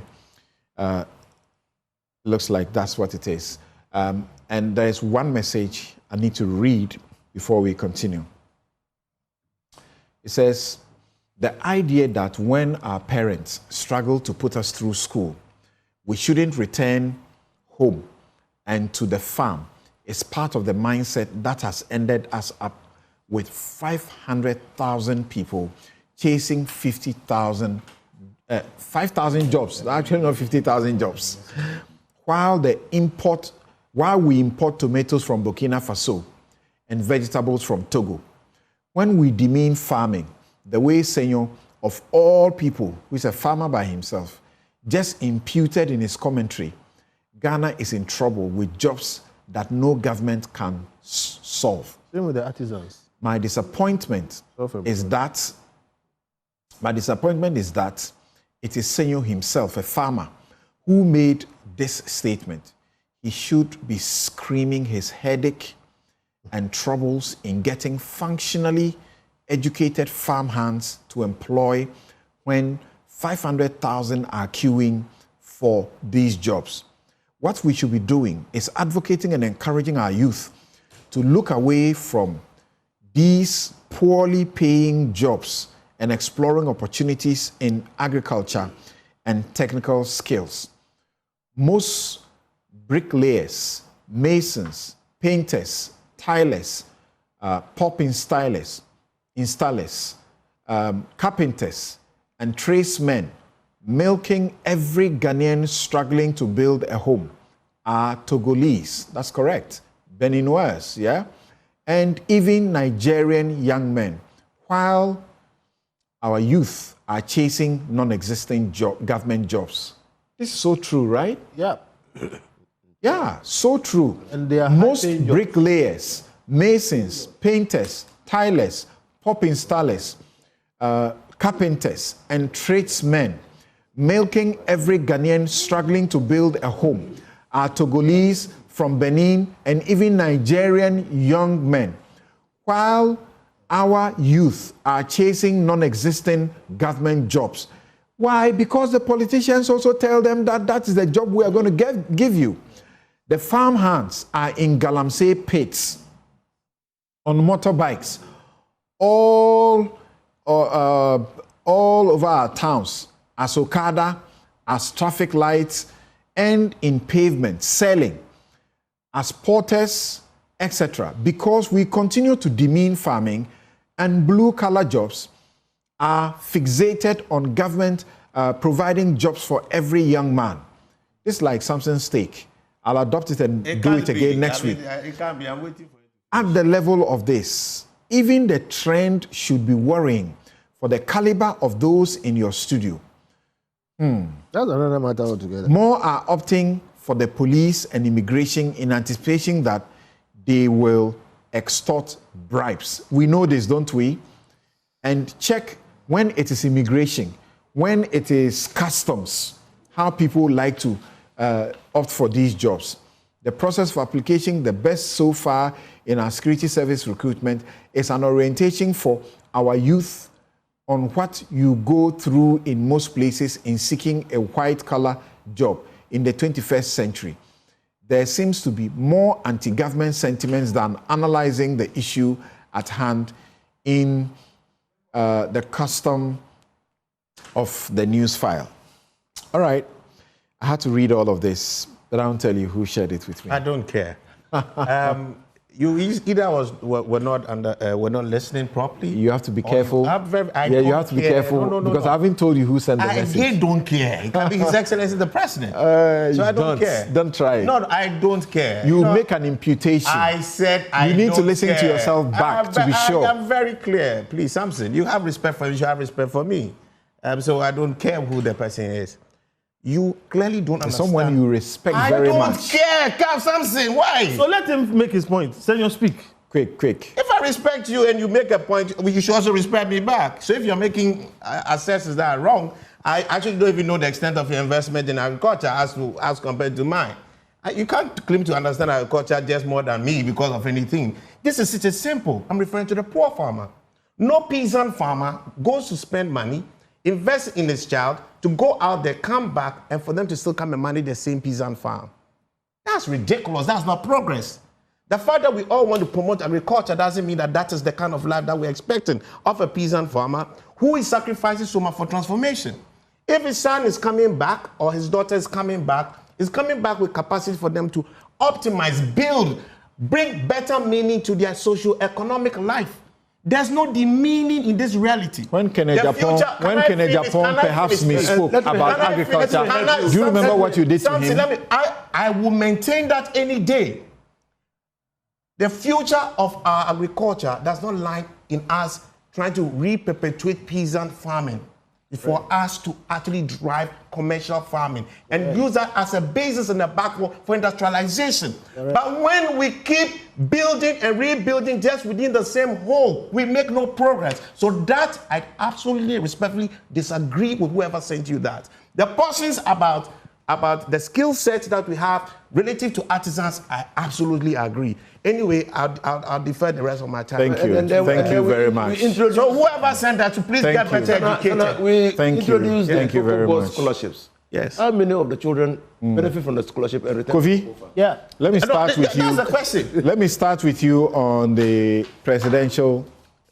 It's not presidential jet, really. It's not. It's a private jet that is being turned to the president's jet. Yeah. Okay. And in any case, what do you say about that? Our failing agriculture, because policy has been more farming and the ban that is being issued on the CSOs, CEOs of government institutions and also boards. Okay. Sometimes they carry themselves, all of them. They are going to a conference. And that is a loot of the state. It never makes sense. So I agree with the president on that. Too many times, especially when state-owned organizations and their leaders fail, they ask for more money for training. You get into the job based on your previous qualification and capability. If you fail, you should be sacked, not go for more training. But when the president says that and then proceeds to do what he does, he loses his moral ground. And that is why they will not mind him. And for some of them, he will not be able to do anything. But let's deal with a specific issue. They cannot not mind him. Because you are supposed to now submit your travel and justify why it should be. They say that all the time. And nobody does anything. And he can't do anything to them for all kinds of reasons. Please, yeah. So, and I'm saying he undermines his own, position when he does some of these things. And look, we have systems in our ministries, departments, and agencies where people are getting auxiliary salaries from all kinds of other places, including World Bank and other places. So that's it. But the substantive issue of the president traveling on his brother's jet, see, it is not just for the sake of comfort that nations provide their leaders with things like private jets. It has something to do with the dignity of the state. Okay? It has something it does to the mindset of a people. That the leader, not because of himself, but because he carries the state, should travel in a certain way. It has a way it affects morale, etc. But in a third world poor country, we should be minded, okay, not to treat our leaders as or like Arabian kings, okay? But Ghana, with an economy of our size, 100 billion, with the kind of, the kind of country that we are remiss not to have a good, proper, serviceable private jet for all our presidents and maintain same. In fact, not even if we have two, it's not a problem. So that is an issue. And you know why? Because the two parties have been playing politics with it. They have been kicking this ball and they don't do what they have to do. They play all kinds of games and then they come and they do worse than what their predecessors did. Now, if therefore we don't have a private jet, personally, if I am traveling, and I meet my president together with me in the plane, whether in business class or first class, it will do something negative to me. I want my president, Mahama, to travel like the head of state of Ghana, land in his private jet. So I am prepared to admit that even though we are poor third world country, private jet? Please, you know what I mean, not his personal private jet. State. I am prepared, state-owned private jet. I am prepared to say, even though we are a third world poor country, we should not make our leaders Arabian kings. Where he doesn't have a state private jet, it is reasonable to charter a jet for him. And chartering a jet does not mean chartering one with showers and baths. Well, Warren Buffett has net jets. He refused to buy his own private jet. He had a system where you can rent a private jet. You use it, you send it back. There are all kinds of arrangements that we can do. So we can't say in the name of saving money, okay, that our president should travel commercial. Exactly the point. They say it was too expensive. I'm coming. I'm just telling you that it does not have to be expensive. It does not have to be expensive. All kinds of people travel on private jets. So that whole thing is for us to have a certain concept. That's why I'm developing this and that. It's not just about the president's comfort or bathing in the sky or whatever. It has to do with, look, your president arrives and he's in some BA, whatever it is. So if the president has to use another person's jet or rent a jet and his brother has a jet, I think it will be cheaper. Okay? So to that extent, I can find justification only to the extent that, the use of this jet saves us money.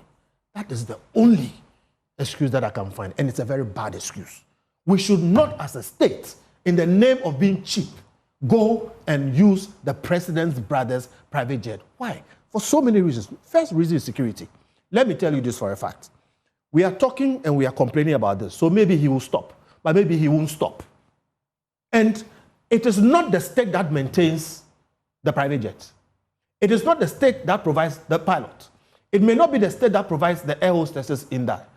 If he travels on his brother's private jet today, we don't talk and he doesn't stop. It means he will travel on it another time.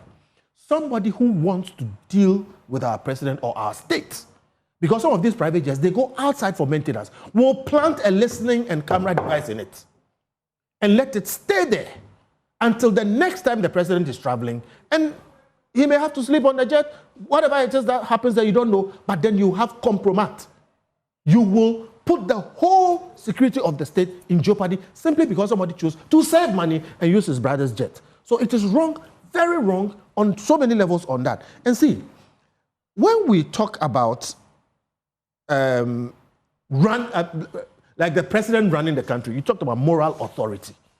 Here is his brother, who today is seeking so many different government jobs, contracts, whatever it is, has been involved here and there, and even in a few controversies. When we talk about conflict of interest, it's not about actual conflict of interest. There is actual, but the more important one is perceived conflict of interest. Who do you think you will be to sit in some ministry, department, or agency and refuse the brother of the president?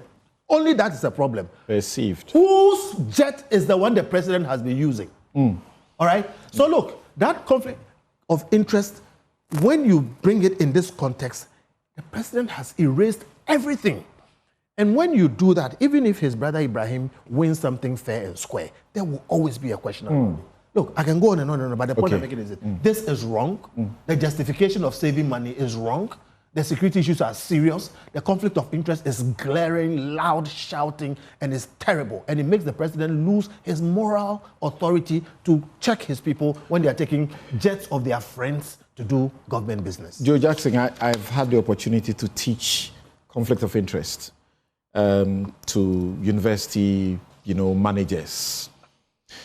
And I delivered one of those lectures recently at the University of Ghana for university managers across.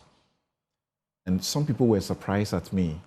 I opened my lecture and closed it on 1 Thessalonians chapter 5, verse 22. It says, avoid all appearances of evil. All appearances of evil. So I tell people, once it appears that way, don't justify it, stop. But in this case, the president is saving us millions of dollars by doing that. Why don't we use it? I'm out. First of all, if our president needs a private jet, it is the duty of the state to provide one. That's number one. If he thinks using his brother's jet saves us money, we could have a discussion. But what's the value? How transparent is it? Who pays for everything from fuel to pilots to the landing fees for everywhere the plane lands? Takeoff fees, garage fees. Takeoff fees. Parking fees. Parking fees. Even airspace. Airspace. Owning a private jet. Kwache Ofosu says all the president takes care of is the fuel and perhaps the landing fees. But as for the staff, They are already employees of Ibrahim Mahama, so they are paid. Problems. Then that's a gift. See, here's the point. So there's a value to the service that he's given to his brother. Let's be transparent about that value. Then let's see whether that value scales the same hurdles that the president has put for all his appointees, including himself. He was very clear about gift giving, gift taking, and everything. He has suffered for taking a gift before, so for me, there are a number of challenges with this issue.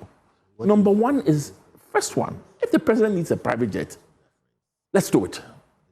And Kofi here said it clearly.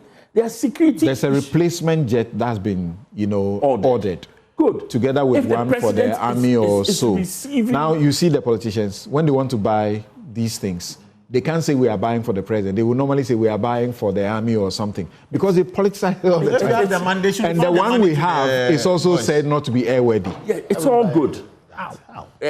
Not being airworthy is not a recent issue. It's been an issue for some time. But put all that aside. That time, what did President Mahama say? Or what did he, agree and endorse his minister now, Samoku Jeto, who was doing to say? It's this partisan politics that has come back to hang all of us. But the issue is very simple. If I'm CEO of Delex, it doesn't mean my brother cannot provide certain services. Agreed. But that decision cannot be taken by me, and it should be thoroughly transparent. So that, you see, it's the appearance will be avoided. It's not, let's be clear. The president's brother can undertake certain services. Otherwise, it won't be fair. But the appearance of conflict of interest is avoided by being transparent, by declaring this is the value, this is how much it costs to run the jet, this is the services provided, right? Because a jet is not, I don't own a jet because I can't afford one. I may be able to afford a car. If I give you my car, I can tell you rental could be $100 a day. So, or 1,000 cedis a day. So if I give you my car for 3 days, that's the value of the gift I've given to Senor. Let's have all that transparent, clear. Let's make sure it scales hurdles. He himself, he's put certain bars in place. Let's make sure it scales all those bars. And then avoid this. This discussion really is a red herring. For me, let's make sure our president travels in security and in safety. Nobody wants any sort of situation where we've suffered enough trauma from helicopters. We don't need any more. We don't need any more trauma. So why are we buying? What will you say briefly about the ban on the leaders of state-owned enterprises, their boards, and public institutions undertaking international travel for training, retreats, conferences, and now we're being told that that's too expensive. They can do it locally. If they are going to maybe Paris for some university to do it, they can do it here, or they can opt for a virtual, process. Otherwise, anytime you have any such, bring it for vetting to be done. Like Kofi said, when I saw the, letter, I said, Matia Bre. Listen, I think that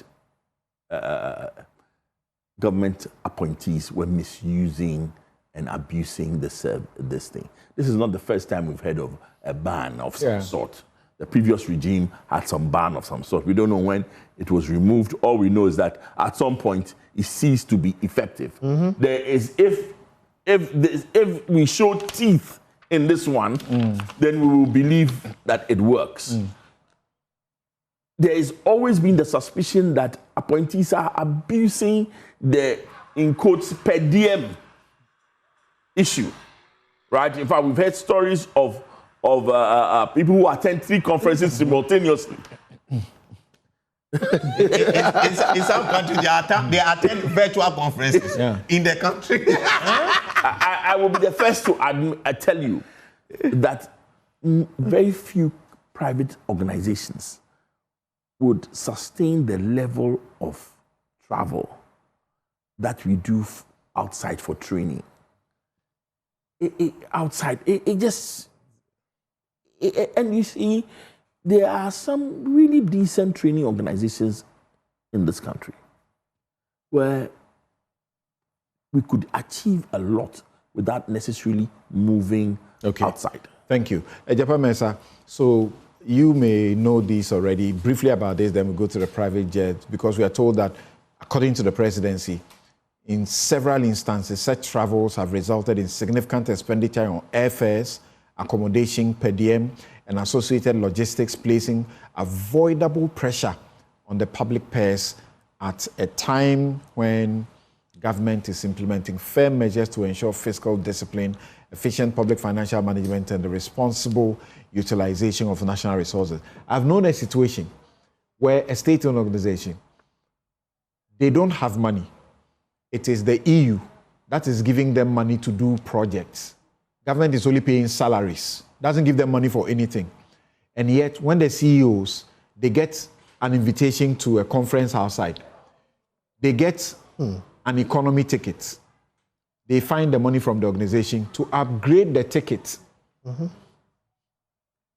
Well, I guess there's just the embellishment, that the letter seeks to, put out there that for me is worrying. Otherwise, we have to be very brief. Our time is almost up, unfortunately. Right. I mean, any policy that seeks to, save costs for the state should be welcome. Except that is not new. I know that when we're in government, there was clear directive on travels that you needed a chief of staff's approval before you could go. It's still enforced. Even President Mahama himself, I've seen last year, same secretary wrote a letter for the ministries, departments, and agencies. So I guess that, maybe they realized that they were not complying with the directive, or that some people or category of public service workers felt that it wasn't applicable to them. And so they needed to come out with this one to make it, much so it's good. Presidential travels. It's a big problem. And it's really the politics. And it hurts me. Because personally, I believe strongly that having a jet for the president is the right thing to do. For various reasons. Samson, can you imagine the president doing a 6-hour transit?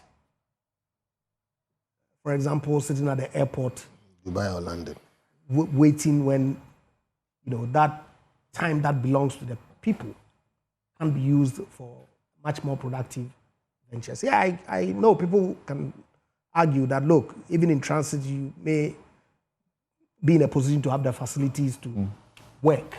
But the environment itself, for me, is not conducive.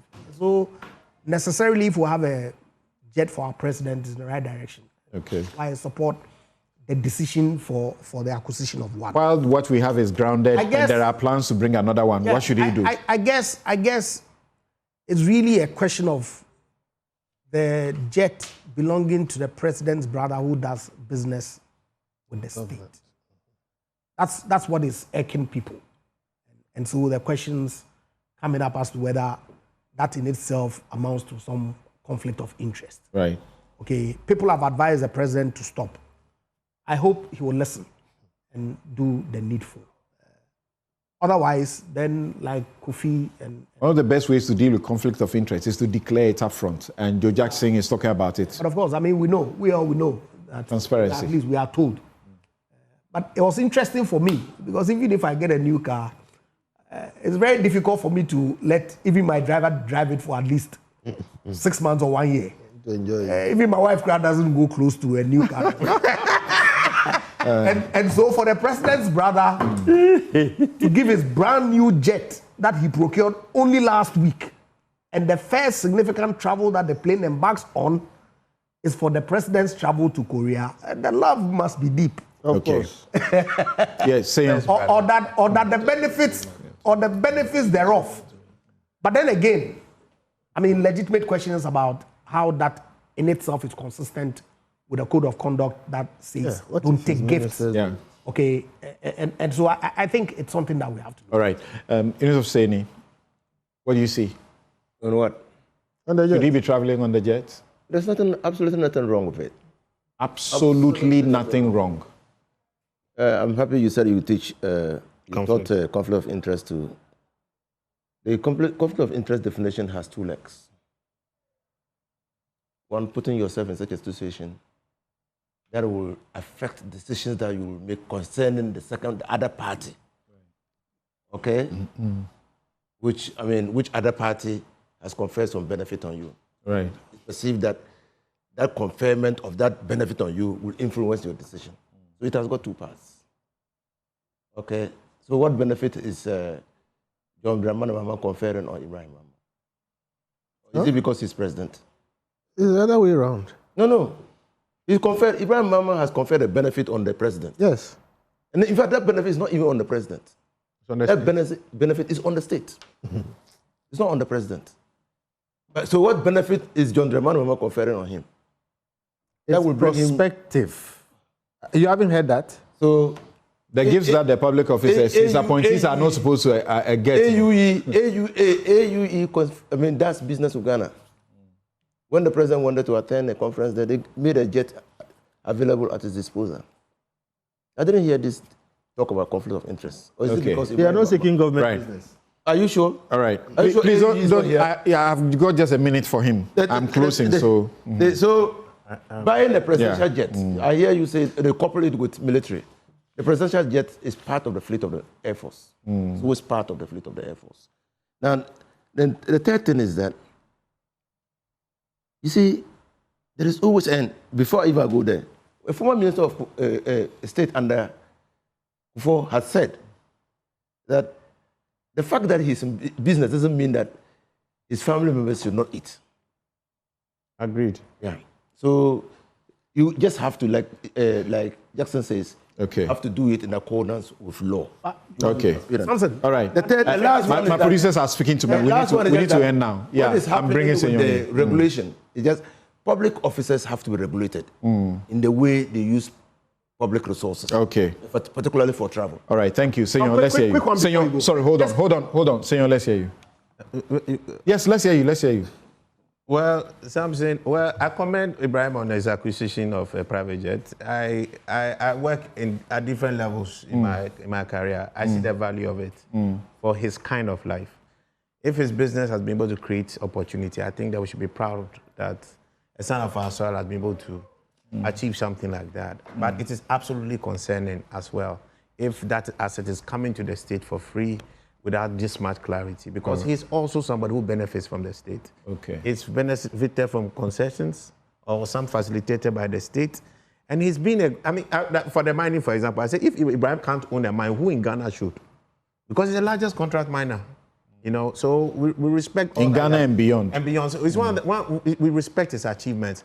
But the government can also not be lost on the fact that, just like justice is said, that justice should not just be done, but should be what? Manifestly seen to be done. So good governance must be manifestly seen to be done. Yeah. I honestly believe that His Excellency the President in his quiet can appreciate the complexity of what has happened. And I think that he should improve the optics of the governance. Thank you. Having said that, Mr. Lardy, producers, am I permitted to proceed? Very well. May we all rise. Producers. We have taken over your show. May you rise. Let's celebrate a great man. Okay. And this is a humble toast which I've been tasked to write and submit. Yeah. For years, Samson, you've held Newsfile. This particular seat with grace. This is your birthday. Oh, wow. So this is what you have agreed with them to do. So may I proceed? Yes, you may. Proceed with alacrity. For years, you've held the Newsfile seat with grace, a steady mind in Ghana's public space. a senior lawyer whose wisdom lights the way, a voice that helps the nation to think each Saturday. Beyond the cameras, your service runs deep.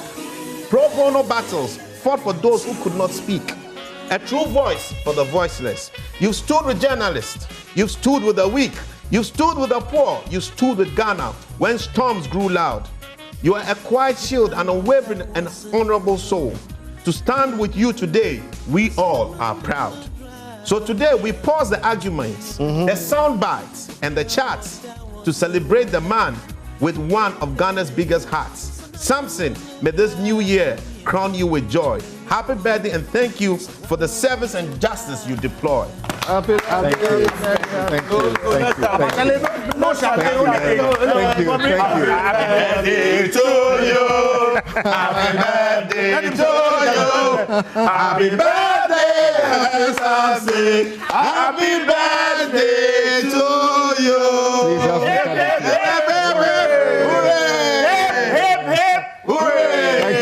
Thank you. Did you ever lead one of such against me in a cafe? Have a taste. Yes, I'll do that. But before I do that, those who pay for this show, Bank of Africa, strong as a group and close as a partner, MTN everywhere you go. Ashesi University, educating ethical and entrepreneurial leaders for Africa. Robert & Sons Optical Services, your comprehensive eye care service provider for 33 plus years. My Way. So that's why when I was coming to you, say I should come to you last. I didn't get the point.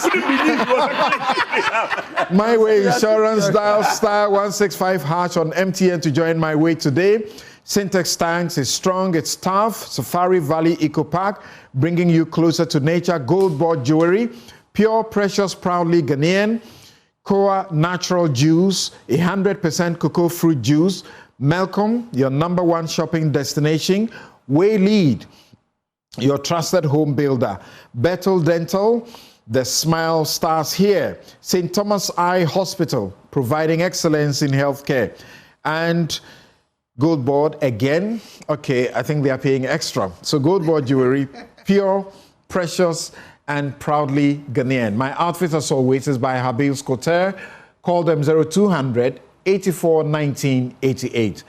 Thank you also very much. My guests have been Andre Japamesa, Kofi Bentel, the rebel, Senior Hosi, another rebel, real rebel, Inus Afuseni, and Joe Jackson. We're so happy to have you again.